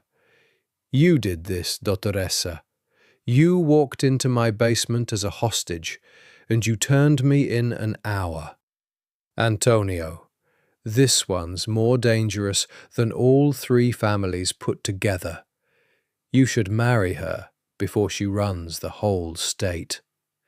Antonio didn't laugh. He looked at Sarah with an intensity that made her flush, and he said, I intend to. The word hung there. Marry. Sarah opened her mouth to say something about the impossibility of it, the 8 surviving days of chaos between here and any future, and Antonio pressed a finger gently to her lips. Not now, not here, in a warehouse with a war on, but I'm telling you where I stand. When this is over, there's no going back to Tuesdays and 2 feet of air. You're mine. You've been mine since you told me my pulse was 92. His hand slid to her jaw. So we survive this, all 3 of us. His eyes dropped to her stomach, and something broke open in his face again. And then we build a life the families can't touch. It's the only plan I've got left, and the only one I've ever wanted. They'll never let us, Sarah whispered. You know that. A neutral doctor who's not neutral anymore, carrying a Genovese child. I'm not an asset now, Antonio. I'm a bomb. Every family in this thing is going to understand exactly what that child means the second it's known. Bloodline, leverage, a Genovese heir with no protection and every reason to be used. I know. His jaw tightened, which is why we control how it comes out. We don't let it leak in a whisper, in a way they can use in the dark. We put it on the table ourselves, in the open, in front of all 3 families at once, framed exactly the way we want it framed. He looked at Marco. There's going to be a meeting. There has to be. The war can't sustain itself. Everyone's bleeding. Someone's going to call for a sit-down within days. When they do, we walk in with the whole truth. Who broke the peace and why? And when they move to execute the doctor for knowing too much, because they will, Sarah, the second the war's over, that's the first thing they'll all agree on. I stop them with the one fact none of them can argue with. The blood drained from Sarah's face as she understood what he meant. You tell them, she breathed, about the baby, about us, in front of all 3 families. It's the only thing that saves you. His voice was gentle and absolute. A doctor who knows too much, they kill. The mother of a Genovese heir, carrying the bloodline of one of the 3 families, they can't touch her without touching the child. And they can't touch the child without starting a blood feud that makes this war look like a disagreement. It makes you untouchable, Sarah. It's a cage. He held her eyes. But it's a cage that keeps you breathing. And I'll spend the rest of my life turning it into something better than a cage. I swear it to you. Sarah stood in the warehouse between the man she loved and the man she'd unmade, carrying the child that had turned her from a keeper of secrets into the secret itself. and she understood that there was no path back to neutral, that neutral had died the night the truce broke, that she was about to become something no woman in this world had ever been. "Then let's go tell 3 families the truth," she said, "and see who's left standing when it's over." They did not get the meeting for 6 more days, and the 6 days were the longest of Sarah's life. She spent them in a safe house Antonio owned, under a name that connected to nothing. A quiet stone house upstate, with a lake behind it and Vincenzo at the door. And she was not idle, because the war did not stop for her safety. Antonio brought her the wounded he could move, his own men, and then, in an arrangement that would have been unthinkable a week earlier, some of Marco's. Because Marco Bonanno had made a private, separate peace with the Genovese heir that no one else yet knew about. A peace built on a shared enemy and a shared truth. So the neutral doctor, who was no longer neutral, treated the soldiers of a war she had helped set in motion, and she was good at it. And it kept her hands busy while her mind ran the terrible arithmetic of the days ahead.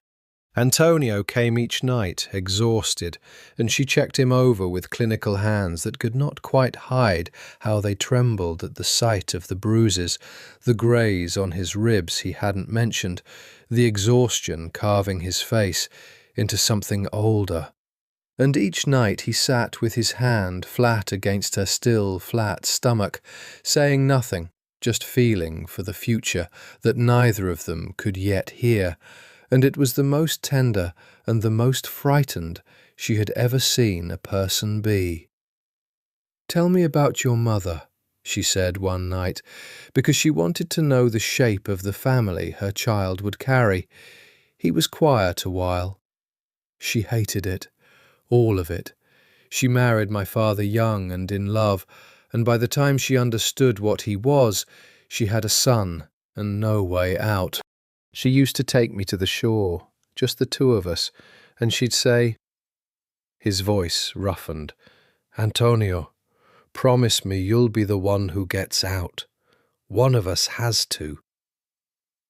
Then she died before I could, and I spent 15 years trying to keep a promise to a dead woman. He looked at Sarah. The peace was how I was going to keep it. Get out through the front door, by ending the thing instead of running from it. And now, a rough laugh, now the getting out looks like war and scandal and a child born into the middle of a family feud. Not what she meant, not what I planned. "Maybe it's better than what she meant," Sarah said softly. "She wanted you to get out so you wouldn't become your father. You didn't. You walked into a banana warehouse alone to save a woman and told the truth to a man who could have killed you. That's not your father, Antonio.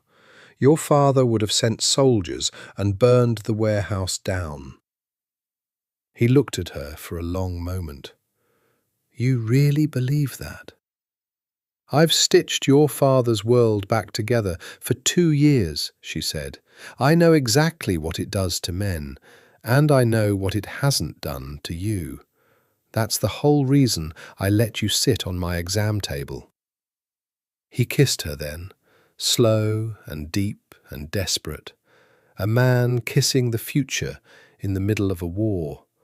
And afterward, they lay in the dark of the safe house, with the lake making its small sounds outside, and for a few hours the world could not reach them. But the world was reaching for everyone else. The reports painted a war eating itself. The Bonanno attack had been devastating, but not decisive. All 3 families were bleeding into a stalemate that served no one. Soldiers were dying in towns that had known 10 years of quiet, and the police, bought or blind for a decade, were beginning to notice, which meant federal attention. The one thing all 3 families feared more than each other.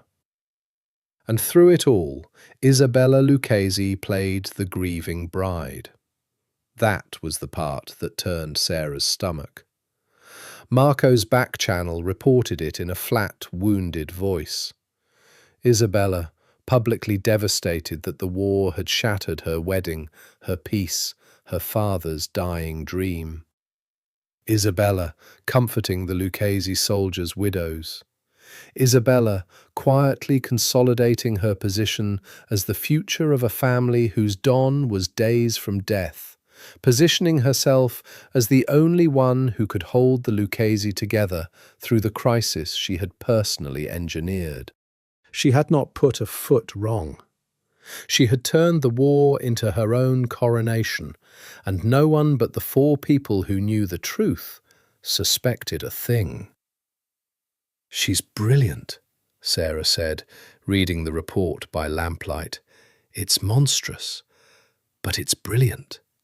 She burned everything down and made herself the hero of the fire." "She made one mistake," Antonio said. "What?" "She assumed the doctor would break." He took the report from Sarah's hands. "She had you kidnapped to be interrogated because she assumed you'd give up the Genovese secrets and confirm the story she needed, that we were compromised, that the war was justified. She never imagined you'd turn Marco instead. She built her whole plan on you being a vault to be cracked. She never once considered you might be a person who could see the whole board." He looked at her with something like awe. "She underestimated you, Sarah. Everyone in this world underestimated you. They all thought you were a thing that kept secrets. None of them noticed you were smart enough to understand them." The sit-down came on the 6th day. It came the way these things came, a message through intermediaries, a neutral location agreed upon, old protocols dusted off, because even a war this bad had rules for how it might end. All 3 families, all principals, a meeting under the ancient guarantee of parley, to see whether the bleeding could be stopped before the Federals or the collapse did it for them. Rocco brought the message to the safe house himself, and he was grey with dread. "They've called the sit-down," he said. "Tomorrow night. The old hall in the Ironbound, the one all 3 families used to use before the peace. Everyone comes, everyone's disarmed, everyone talks." He looked at Antonio, then at Sarah, and his old eyes filled with something close to grief. And Antonio. "The first item on the table, before anyone talks peace, is the doctor. All 3 families agree on exactly one thing right now. The neutral doctor knows too much. She's been in Bonanno hands. No one can trust what she's given up. And the war made her a loose end that has to be tied off." He swallowed. "They've already decided. Before any peace talk begins, the doctor is to be brought forward and executed, as a gesture of good faith, to prove that no one holds an advantage in secrets going forward. It's the one thing they all agree on." The lamplight flickered. Outside, the lake made its small sounds. And Sarah Whitfield put her hand over the child no one but 3 people knew about, and understood that tomorrow night she would walk into a hall full of the most dangerous men in the state, and that they had already sentenced her to death, and that the only thing standing between her and that sentence was a truth so explosive it would either save her or start the war all over again. "Then tomorrow," she said, and her voice did not shake, because she was a doctor, and she had faced death across a table before. "We tell them everything." The hall smelled of old smoke and older money. It had been a social club once, in the days when the three families still pretended to be social clubs.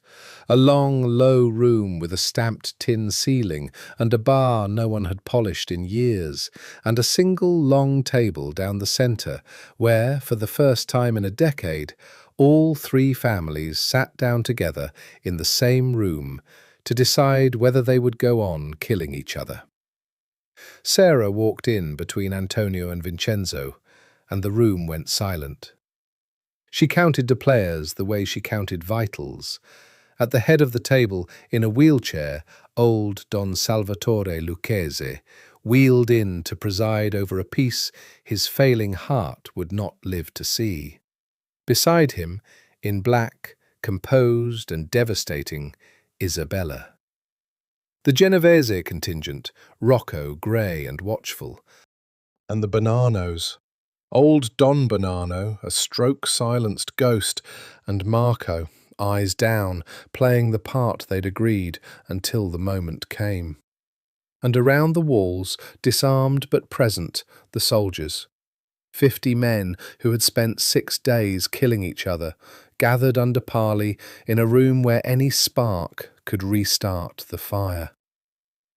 So, it was a Lucchese underboss who spoke, a heavy man named Falcone, who had taken up the family's voice while the Don failed. The Genovese bring the doctor. Good. That saves us the trouble of finding her. He looked at Sarah with the flat assessment of a man pricing meat. Let's do the necessary thing first, and then talk like men. The doctor's been in Bonanno hands. She knows everything about everyone, and now God knows what she's told them. She's a loose end. We tie it off. We all start even. We talk peace with clean books. He nodded to a soldier by the wall. Bring her forward. No, Antonio said. The single word dropped into the room like a stone into a well. 50 men turned to look at the Genovese heir, and Sarah felt Antonio's hand close around hers, in full view of every family in the state, an act that told them more than any speech could. The doctor is under Genovese protection, Antonio said. She is not to be touched.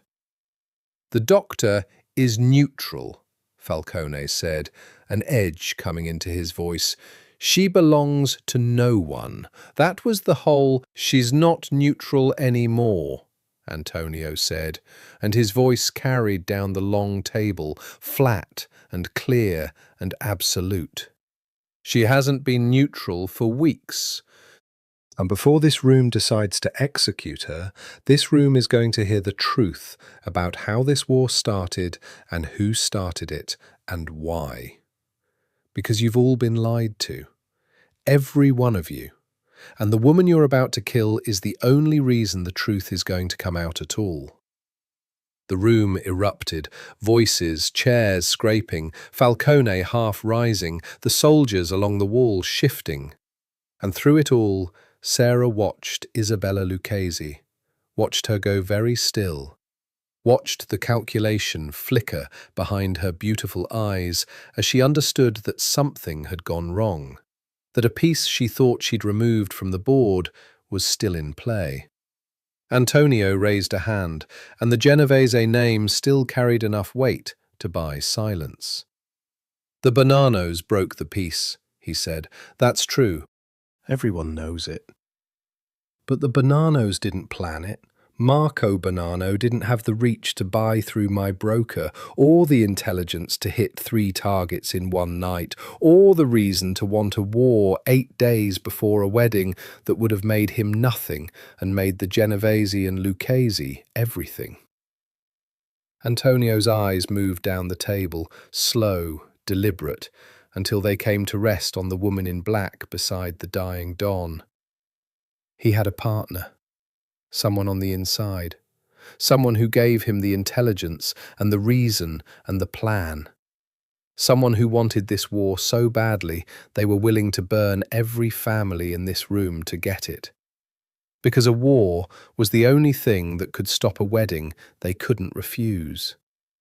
"This is madness," Falcone said. "The Genovese heir is protecting his whore with fairy tales." Antonio moved so fast that even Sarah didn't see it, and then Falcone was silent, because Antonio Genovese was looking at him with the flat, clear, murderous focus that Sarah had glimpsed only twice, and every man in the room recognized it as the thing that lived under the peace, the thing Antonio had spent his life keeping caged. "You'll want to be careful," Antonio said quietly, "about the next word you use for the mother of my child." The silence that followed was the deepest Sarah had ever heard. It spread through the hall like cold water. 50 men, 3 families, a dying Don, and a woman in black. All of them frozen, all of them recalculating everything as the Genovese heir stood in the middle of a war he was supposed to end by marriage and announced in front of every power in the state that he had fathered a child with the neutral doctor. Isabella Lucchese stood up. "That's a lie," she said, but her voice had a hairline crack in it now, because she understood, better than anyone in the room, exactly what Antonio had just done. He hadn't just protected Sarah. He'd proven that the marriage, her marriage, the foundation of the peace, had been a lie on the groom's side from the start, which meant the question of why it had also been a lie on the bride's side was now the only question in the room. "It's not a lie," Sarah said, and she stepped forward, out of Antonio's shadow, into the center of the hall, into the full attention of the most dangerous men in the state. And she was terrified, and she did not let it show, because she had faced death across a table before, and she would face it standing up. "I'm a doctor. I don't lie about what's true in a body. I'm pregnant. It's Antonio's, and I've known for 17 days. Which means the marriage that was supposed to seal your peace was never going to hold. Not because of the war, but because the groom loved someone else before a single shot was fired." She let that land. Then she turned, slowly, to Isabella.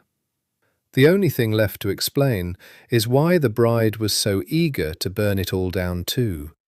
Isn't it, Isabella?" Isabella Lucchese was the best liar in a room full of professional liars, and for a moment Sarah thought she might survive on that alone. "I don't know what the doctor thinks she's accusing me of," Isabella said, and her voice had steadied, and she turned to the room with the wounded dignity of a betrayed bride. "I lost my wedding to this war. I lost my father's dream of peace. And now the man who was supposed to marry me stands here with his mistress and his bastard and tries to make me the villain of his own betrayal? This is a Genovese play. They want to shift the blame for the doctor onto a Lucchese so they can protect the woman who's carrying their heir. It's obvious. It's beneath us to even then explain the diner," Sarah said. Isabella stopped. 11 days ago you called me yourself, not through a driver, yourself. You asked to meet somewhere no one knew, off Route 17, and you came alone, which a Lucchese daughter never does. And you told me you were in love with someone your family would kill him for. Someone on the wrong side of everything. Sarah kept her voice level, clinical, the voice she used to deliver a terminal diagnosis. "And then you asked me one question, over and over, in 3 different ways. You asked whether I was really neutral, whether the neutral doctor had chosen a side. You needed to know if Antonio and I were what you suspected, because if we were, then the marriage was already a lie, and you could set your plan in motion knowing the wedding would never have held anyway." She turned to the room. She wasn't confessing to me. She was gathering intelligence. She needed to confirm that the groom was compromised before she pulled the trigger on a war. And I gave it to her without knowing what I'd given. That's the only mistake I've made in 2 years of neutrality. I underestimated her, the same way she underestimated me. The room was dead silent. Every eye moved from Sarah to Isabella and back. "Ask her who she loves," Marco Bonanno said. He'd been silent the whole meeting, eyes down, playing his part. Now he stood, and he raised his head, and he looked at Isabella across the long table with an expression that broke Sarah's heart, even knowing what he was. A man giving up the only thing he'd ever wanted, on purpose, in public, to stop a war. "Ask her," Marco said again. "Ask the grieving bride who she's really in love with. The person her family would kill." His voice cracked. "It's me. Since she was 19. She's a Lucchese. I'm a Bonanno. And we've spent 7 years loving each other in the dark." He laughed, wrecked. 2 weeks before the wedding, she came to me and said, "I can't spend my life next to a stranger while you watch from across the room. Break the peace before the wedding, and in the chaos no one will ever look at us." And I loved her enough to do it. I bought the guns, I coordinated the attacks. I broke the peace on the word of the woman I love. He looked at the room full of men whose brothers he'd killed. "So if you want someone to execute tonight for breaking the truce, it's me. I did it. But I didn't do it for the Bonanno name or territory or power. I did it because a Lucchese daughter looked at me and asked me to burn down the world so she wouldn't have to get married." His eyes went back to Isabella, and they were wet. "And she never once meant to walk out of the ashes with me, did she? That was a lie too. I was just the match." The hall detonated. Not with violence, the parley held barely, but with sound. 50 men roaring at once, the Lucchese soldiers surging up in defence of their princess, the Bonannos frozen in horror at their own heir's confession, the Genovese closing ranks around Antonio and Sarah. And through all of it, Sarah watched Isabella Lucchese's face, and she watched the mask finally completely fail, because Isabella looked at Marco, at the man who had just confessed to loving her, who had just thrown away his life and his name to tell the truth she'd built her whole plan on him never telling. And for one unguarded second, in front of every power in the state, her composure shattered, and something raw and real and devastated broke across her beautiful face. She did love him. That was the thing. She'd used him and she loved him, and watching him destroy himself for the truth had cracked her open, and the crack was visible to every man in the room, and it was the only confession that mattered, because you could argue with words, but you could not argue with a woman's face coming apart at the sight of her lover's ruin. "Marco," she said, and it came out broken, and it was the first true thing she'd said in the entire meeting, and it damned her completely. "Marco, why did you—" "Because I was tired of the dark," he said simply. Old Don Salvatore Lucchese, silent in his wheelchair the entire time, his dying heart the reason Sarah knew things she should not know, raised one trembling hand. The room fell silent for the dying Don. "My daughter," he said, and his voice was a ruin, a whisper the whole hall strained to hear. My daughter started a war. He looked at Isabella, and there was no anger in his ravaged face, only an old man's terrible grief. You started a war, Isabella. Men are dead. The peace I spent my life building, the peace I was going to die believing in, you burned it for a Bonanno boy, and you let this room believe it was him alone. A long, rattling breath. I am dying. Everyone here knows it, because that woman, a nod at Sarah, is too honest to have hidden it, and I made her carry it, and that was cruel of me. I am dying, and I will not spend my last strength defending a lie, even my daughters, especially my daughters. He turned his ruined face to the room, to the three families, to the war he was too weak to stop with anything but the truth. The Bonannos broke the peace, Don Salvatore said, but my daughter lit the match. Both families carry this, both, and any man in this room who wants to make it right with blood, the old eyes closed, will only give my death a war to be born into. I am too old and too near the end to want that.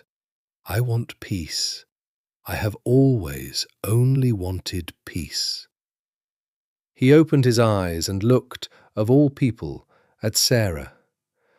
And the only neutral thing left in this room, God help us all, is the doctor carrying the Genovese child. So perhaps she is the only one left who can broker it. It should have ended there. It did not. Because honour is a fire that does not care what the dying want. The truth was out. Isabella's plot, Marco's confession, the false foundation of the marriage, the child. And for a moment, in the ringing aftermath of Don Salvatore's words, it seemed the sheer weight of it might collapse the war into an exhausted peace.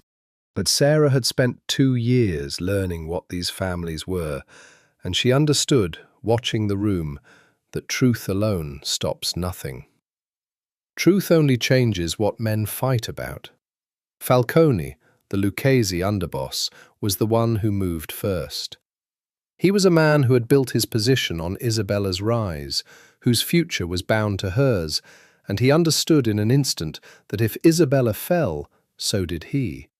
And so he did what cornered men in that world always did. He reached for honour. A Genovese, he said, his voice rising over the din, stands in this hall and admits he fathered a bastard on the woman who holds every family's secrets. Admits it. And you want to make him a mediator. You want to reward the man who broke faith with a Lucchese daughter, humiliated her in front of 3 families, made her the villain to cover his own filth. He was playing to the room now, to the Lucchese soldiers, to the old, hungry logic that had run these families for a century. My Don is dying, and grief has made him soft. But I am not soft.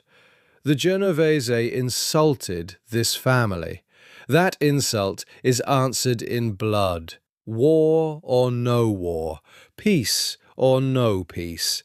That's the law that came before the truce, and it's the law that'll outlive it. And Sarah watched the war she'd thought she was ending simply change its name.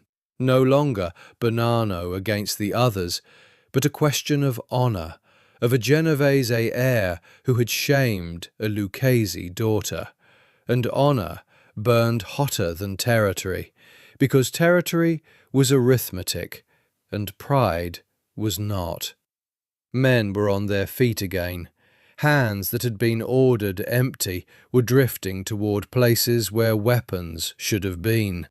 The parley, the ancient guarantee that held the sit-down together, was fraying in real time, and Sarah understood that in about 90 seconds this hall was going to become the worst mass casualty event she had ever failed to prevent. Antonio stepped forward, and his voice cut through the room like a blade. "Then answer it with me," he said to Falcone. "Not with a war, with me. You want blood for the insult? I'm the one who gave it. Not my family, not my soldiers, me. So take it up with me, one man to one man, and leave everyone else out of it." He spread his hands. "That's the old law too, Falcone. Older than the war you want. A man answers for his own insult with his own body. So here I am. Answer it." "Antonio, no," Sarah started. "He's bluffing," Falcone sneered. "The Genovese heir won't." "I'm not bluffing." Antonio's voice was flat and clear and absolutely certain, and every man in the room heard it and believed it. "I fathered a child with the woman I love, 2 weeks before a wedding I never wanted, to a woman who was planning to burn down the state so she wouldn't have to marry me. If that's an insult to the Lucchese honor, then I'll answer for it however the Lucchese want, but I'll answer for it alone. Not one more soldier dies for my choices. Not one. The war ends here, tonight, one way or another, and it ends with me." And there it was, the thing Sarah had seen in him the very first night at the top of the stairs, the stillness that was not calm but control, the banked heat under the ice. Antonio Genovese had spent his whole life trying to end the cycle of blood, and now he was offering his own body to end it.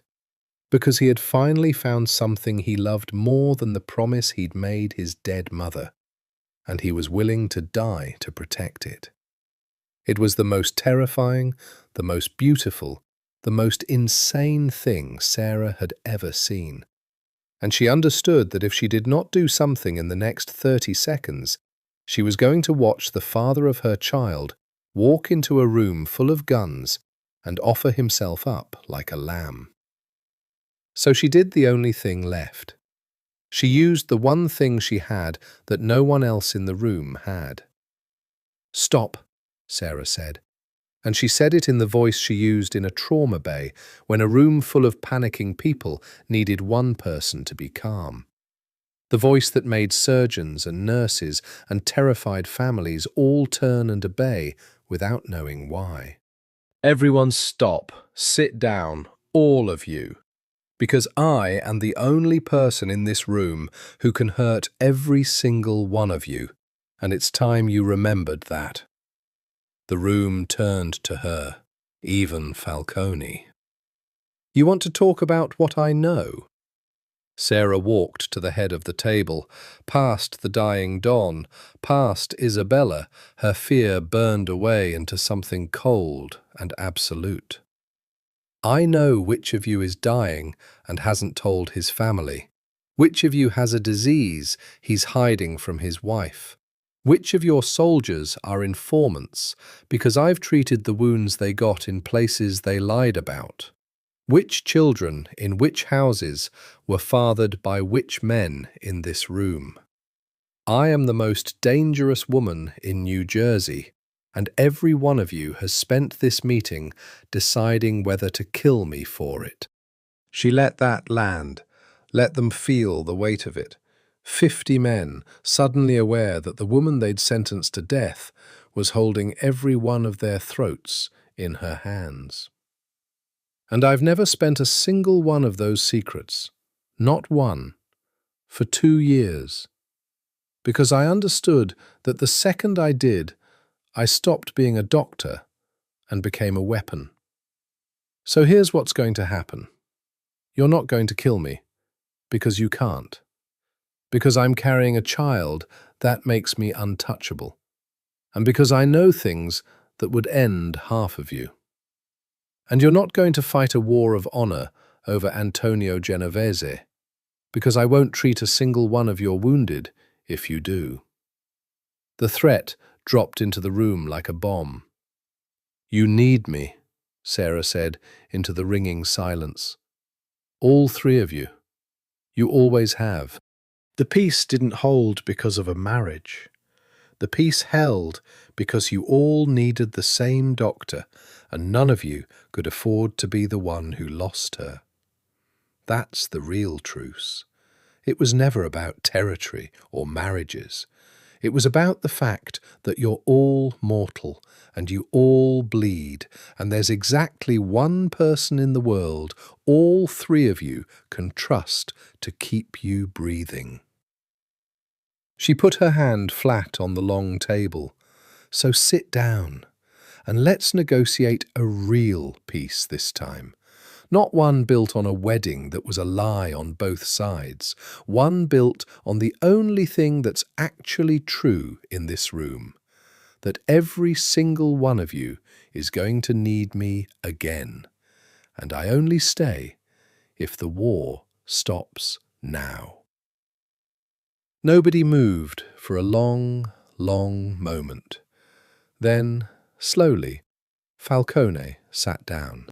And one by one, family by family, the most dangerous men in New Jersey sat down at the long table and turned to the neutral doctor, who was no longer neutral, and waited to hear what the mother of a Genovese heir was going to make them agree to. Sarah had never negotiated anything more consequential than a shift swap, and now 3 crime families waited for her to invent a peace. It was not so different from a trauma bay, a room full of people in crisis, each convinced their emergency was the only one, and one person's job to impose an order they couldn't see. She had done it 1,000 times. She did it now. First, the shooting stops tonight. Not tomorrow, tonight. Every soldier in this room sends the word out before we leave. Anyone who fires after midnight is disowned by his own family, and I stop treating that family entirely. That's not negotiable. Rocco, the old Genovese consigliere, was watching her with an expression of dawning, horrified respect. The men won't like being told to stand down by a woman? By a doctor? Sarah didn't flinch. The men will like bleeding out in a wine cellar even less. Tell them the doctor said stop, or the doctor stops. They'll understand incentives. Marco told me these people always understand incentives. Marco Bonanno, sitting apart now, isolated by his own confession, gave a hollow laugh. She's right. They will. Second, Sarah looked down the table, the question of honour. Falcone wants blood for the insult to the Lucchese. I understand the logic. I don't accept it, but I understand it. So here's the trade. She had been building this in her head for 6 days, in the safe house, treating wounded men and running the arithmetic. And now she laid it out like a surgical plan. The insult to the Lucchese wasn't Antonio's affair. The real insult to the Lucchese was done by a Lucchese, by Isabella, who used a Lucchese daughter's position to start a war that killed Lucchese soldiers.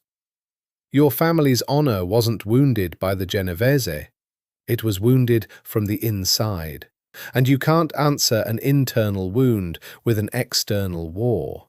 That's not honour. That's just more bodies. Falcone's jaw worked. He knew she was right. He hated that she was right. Third, she turned to Isabella, who sat very still, all her masks gone now, just a young woman who had gambled everything and lost. Isabella and Marco love each other. That's the root of all of it. 7 years of loving each other in the dark because a Lucchese and a Bonanno couldn't be seen together, because your world would rather have a war than a wedding between the wrong two families. Sarah looked around the table. You want to know how to build a peace that actually holds.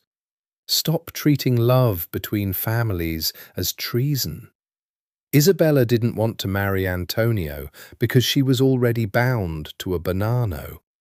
If your world had a way for that to be anything but a death sentence, she'd never have needed to burn everything down. The war didn't happen because of a broken marriage. It happened because your world only allows one kind of marriage, the strategic kind, and punishes every other kind with death. So the real peace, the one that lasts, is the one where a Lucchese can love a Bonanno and it's a wedding, not a war. The silence this time was different. It was the silence of men hearing something true that they had never let themselves think. You're proposing, Rocco said slowly, that Isabella Lucchese marry Marco Bonanno, the two people who started the war. I'm proposing the two families most torn apart by this war bind themselves the way the Lucchese and Genovese were supposed to. Except this one isn't a lie. Isabella and Marco actually love each other. Everyone saw it 10 minutes ago when his face came apart, and so did hers. You want a marriage to seal a peace? There's your marriage. And it costs them everything they'd have won. Isabella gives up her play for the Lucchese future. Marco answers for the war by binding his family to the peace forever. They pay by being made responsible for what they broke. That's justice and a treaty in one stroke. Marco was staring at her. Isabella was staring at her. And between them, across the length of the table, something passed. The two lovers who had burned down the world, looking at a future in which they might, impossibly, be allowed to have each other, if the price was carrying the peace they'd shattered on their own backs for the rest of their lives. And the Genovese, Falcone said. Antonio gets to walk away with his doctor and his bastard, and no consequence? Antonio gets the largest consequence of all, Sarah said quietly. He gives up the marriage that would have made the Genovese first among the three families. That was the whole point of the Lucchese match. It would have made his family the senior partner in the peace. He surrenders that. The Genovese take no advantage from any of this, and the child, she put her hand on her stomach, and she looked at Antonio, and she said the hardest thing. The child is raised outside the families, not as an heir, not as leverage, not as the next Don. Antonio's mother made him promise that one of them would get out. This child is how he keeps that promise. This child gets out. That's the Genovese payment. They give up their future to buy everyone's present. Antonio's eyes met hers across the hall, and she saw in them everything. The grief of surrendering the peace he'd planned, the terror of the future, and under it all, blazing, the recognition that she had just found the one solution none of them could see. The solution that cost every family exactly enough to make it fair, and left every family exactly enough to make it survivable. And you, Don Salvatore whispered from his wheelchair, his dying eyes fixed on Sarah. What do you take, Dottoressa? Every piece has a price for the one who brokers it. What's yours? Sarah had thought about this too, in the long nights at the lake. I stopped being neutral, she said. I can't be anymore. I'm the mother of a Genovese child, so I become something else. Not a doctor you all use in the dark, a mediator you all answer to in the light. When there's a dispute between families, it comes to me. When someone breaks the peace, they answer to me. I hold your secrets, and now I hold your peace. And the price of my silence, and my medicine, and my mediation is that none of you ever picks up a gun against another family again without going through me first. She looked around the table at the most dangerous men in the state. You made me a repository of your secrets. Fine, I accept it. But I'm not a vault anymore. I'm the terms. Break the peace, and I open the vault, and every secret in it comes out at once, and all three of you burn together. She let them feel it. That's my price. I don't want money. I don't want territory. I want the war to be over, and I want it to stay over. And I've just made myself the only thing standing between all of you and mutual destruction. Welcome to the new truce. It's got my name on it now. Nobody spoke, and then old Don Salvatore Lucchesi, dying, laughed. A thin, delighted, astonished laugh. The laugh of a man who had spent 70 years among killers and had just watched an unarmed doctor take command of all of them. I told you, he wheezed, to no one, to the room, to the ghosts. I told her 2 years ago, the most dangerous woman in New Jersey. He raised his trembling hand one last time. The Lucchesi agree. God help us. The Lucchesi agree. The negotiations lasted until dawn. Sarah had thought the hard part was getting them to agree in principle. She learned, over the next 6 hours, that the hard part was everything after, because men who had spent their whole lives measuring power in inches did not simply hand it over because a doctor gave a speech. They argued. They circled, they tested her again and again, probing for the place where she would flinch or bend or reveal that she didn't really mean it. She did not flinch. She had spent 2 years being underestimated, and it had made her patient. And patience was the one weapon none of these men had learned to counter. When a Bonanno capo argued Marco had to answer for the war with his life, Sarah said, "His life answers by belonging to the peace. A dead Marco is a martyr, and martyrs start wars. A living Marco, bound to a Lucchesi, spending his days as the guarantee the Bonannos never break faith again, that punishment keeps working. Killing him is easy. Making him carry it is justice." When Falcone argued Isabella could not survive her own treason, Sarah said, "Then you execute the future of the Lucchesi the same week your Don dies, and leave that family leaderless in a peace nobody trusts yet. She survives because a leaderless family is more dangerous than a guilty one, and she spends her life proving she deserves to."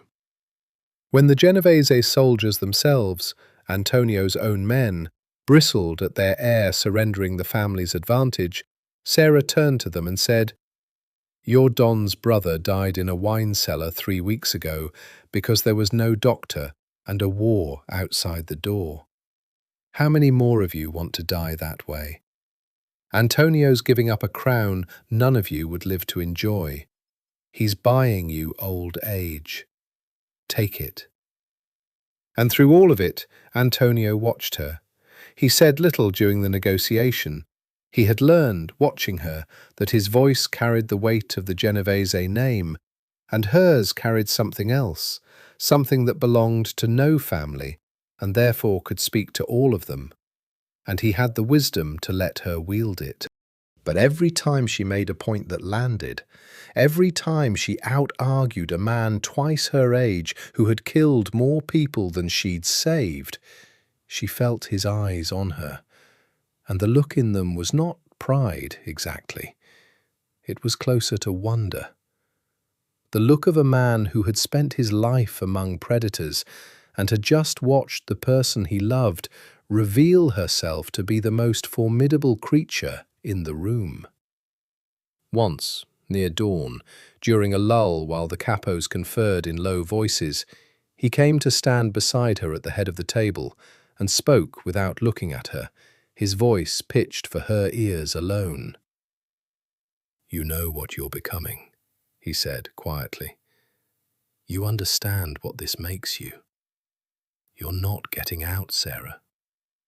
I wanted to get you out. I wanted to give you a life the families couldn't touch.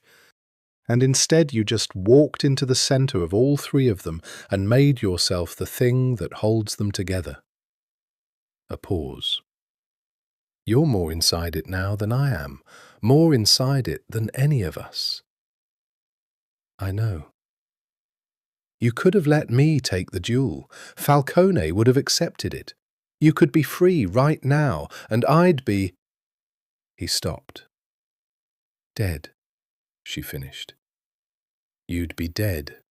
Or you'd have killed a man and become the thing your mother begged you not to be. Those were the two doors you were walking toward, Antonio, and I wasn't going to walk through either one." She turned to look at him then and let him see all of it. "I didn't do this to hold three families together. I don't care about their peace. I did it because it was the only version of the future with you alive in it and your hands clean. Everything else was just the math I had to do to get there." Something moved through him, powerful and unguarded, and for a moment she thought he might take her in his arms in front of the whole hall, treaty or no treaty. "When this is signed," he said, low and rough, "I'm marrying you. Not for a family, not for a peace, for me. Because the idea of a single day where you're not mine is more than I can stand. Do you understand?" "There's no signing," Sarah said, and almost smiled. "It's an unwritten truce. It always has been. That's the whole point. Nothing's ever on paper. It holds because everyone agrees it holds." "Then say you agree to hold," Antonio said. "That's the only signature I need." She looked at him, the cold, dangerous heir who had turned out to be the warmest thing in her life, the man who had walked alone into a warehouse for her, who had announced their child to a room full of killers to keep her alive, who was now offering her the one thing he'd sworn he could never have and give at the same time. "I agree to hold," Sarah said. And that, in the grey dawn of a hall in the Ironbound, was the truest peace treaty signed that morning. By the time the sun was fully up, it was done. The terms were set, unwritten and binding. The Lucchese would join with the Bonanno through the marriage of Isabella and Marco, the two who had broken the peace made responsible for keeping it. Their union a permanent hostage exchange dressed as a love match, which it also, impossibly, was. The Genovese would take no advantage, surrendering the seniority the original marriage would have given them. Antonio would step back from the front rank of the family's power, and his child would be raised outside the life entirely. And Sarah Whitfield, formerly the neutral doctor, would stand as mediator over all three families, keeper of their secrets, healer of their wounded, and now the living guarantee of a peace that ran through her and no one else. Old Don Salvatore did not live to see his daughter's marriage.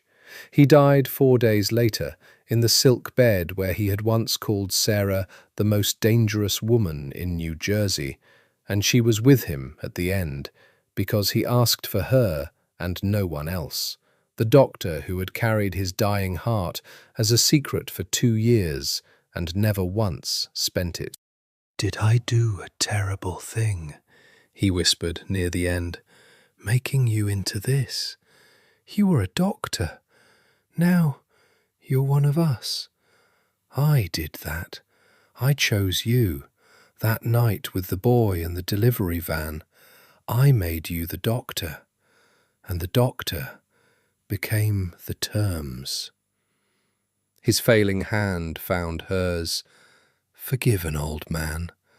I only wanted the killing to stop.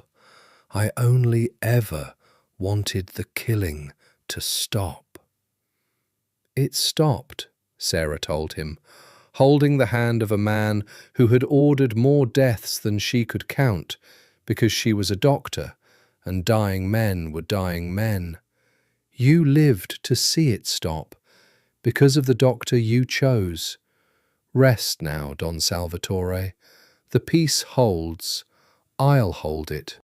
He died a little after midnight, and Sarah signed no death certificate, and the Lucchese family buried their Don and their old war in the same week, and the neutral ground she had once stood on was gone forever, replaced by something she had built with her own hands, out of secrets and courage, and the fierce refusal to let the man she loved die for a world that didn't deserve him. 7 months later, in a private clinic that belonged on paper to no one, Sarah Whitfield gave birth to a daughter.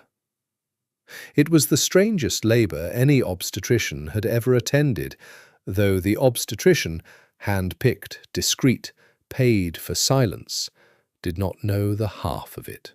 She did not know the pacing man in the hallway was the heir to a crime family who had surrendered a crown for the woman inside, or that the guards at the doors were Genovese soldiers and a third car held Bonanno men, or that the flowers that morning came from Isabella and Marco Bonanno, newly married, sending regards to the woman who had spared both their lives.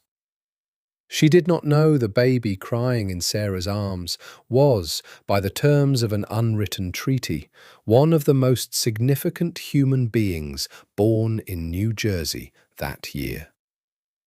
She only knew that the mother was a doctor, that the delivery had gone cleanly, and that the man who came into the room afterward looked at the woman and the child with an expression she had never seen on any father in 20 years of practice.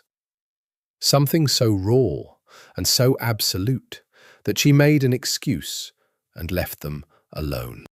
Antonio Genovese sat on the edge of the bed and looked at his daughter, and for a long time he could not speak at all. "She's so small," he finally managed. £7 1 ounce. That's not small. That's perfect." Sarah was exhausted and radiant and entirely, ferociously happy, in a way that felt almost dangerous given the world they lived in. "Do you want to hold her?" He took the baby, the way he did everything now, carefully, with the whole of his attention, as if the entire dangerous architecture of his life had narrowed to this single point of gravity, and Sarah watched the coldest, most dangerous man she had ever met hold his daughter against his chest and bow his head over her, and she watched a tear fall onto the blanket, and she understood that whatever else the peace had cost, it had also done this. It had given a man who was raised to feel nothing a reason to feel everything. "She's out," he whispered. "Do you understand? She's out. She'll never sew a man up in a wine cellar. She'll never learn to read a room for the exits. She'll never carry a single secret she didn't choose to carry." He looked up at Sarah, and his eyes were wet and fierce. I kept the promise. 15 years I couldn't figure out how to keep it, and it turns out the answer was you. My mother wanted one of us to get out. I got her out before she even took a breath. His voice broke. Thank you for all of it, for not letting me walk into that duel, for being smarter than every man in that hall, for this. She's got your mother's name, Sarah said softly, if you want. I thought, since you carry it on your arm, maybe she could carry it too. Somewhere better than a tattoo you got the year you lost her. Antonio looked down at his daughter and said the name, his mother's name, and it sounded in his mouth like a promise finally kept and a grief finally healed in the same breath. They named her, and they did not marry in any way the state would recognize, because a marriage certificate was a record, and records were dangerous. But they married in every way that mattered, in a small ceremony at the lake house, with Vincenzo and Rocco as witnesses, and Antonio put a ring on her hand that had belonged to his mother, and said vows that had nothing to do with families or peace or power, and everything to do with the 2 feet of air that had once been the only country either of them was a citizen of, and which had now expanded to hold a whole life. The peace held. That was the thing Sarah came to understand over the years that followed. The peace held, and it held because of her, in a way that no marriage or treaty or truce had ever held it before. The families brought their disputes to her, in a discreet office that was neither a clinic nor a courtroom, but somehow both. And she arbitrated them the way she had once triaged a trauma bay, with a cold, clear fairness that belonged to no side. She kept their secrets, and she healed their wounded, and she held their peace. And every one of them knew that the day they broke faith with each other was the day the vault opened and every secret came out at once, and so none of them broke faith. She had become, exactly as she'd told them in the hall, the terms. It was not the life she had planned. She thought about that sometimes. The ER doctor who was going to save the ones the world overlooked, now the most powerful unelected figure in the northern New Jersey underworld. A mother and a mediator and keeper of a dangerous peace. She had once built an elaborate cage and called it a calling. Then she had walked out of it into a far larger, far more dangerous one. But this one she had built with her own hands, on her own terms, and she was not alone in it. That was the difference. That was everything. Antonio came to her one evening, years into the piece, and stood behind her at the window of the lake house while their daughter slept upstairs, and he put his arms around her and rested his chin on the top of her head, and they watched the light die over the water. "Do you ever regret it?" he asked. "You could have been just a doctor. You could have had an ordinary life." "I could have," Sarah said, "and you'd be dead, or a killer.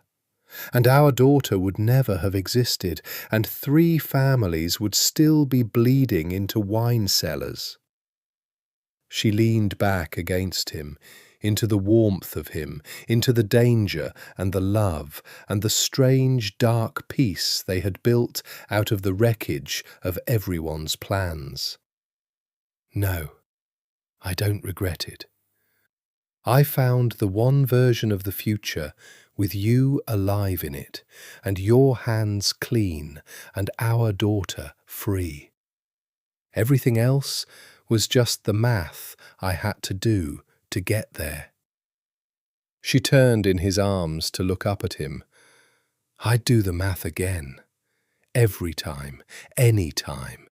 He kissed her then, slow and deep, the cold, dangerous air who had turned out to be hers entirely and forever. And outside the window the water went dark, and the first stars came out over a peace that would hold as long as she held it, which was to say, as long as she lived. Somewhere across the state, in penthouses and mansions and nightclubs, the most dangerous men in New Jersey went about their dangerous business and did not reach for their guns and did not break the truce, because they all understood the same simple fact. The doctor held the peace now, and the doctor did not flinch.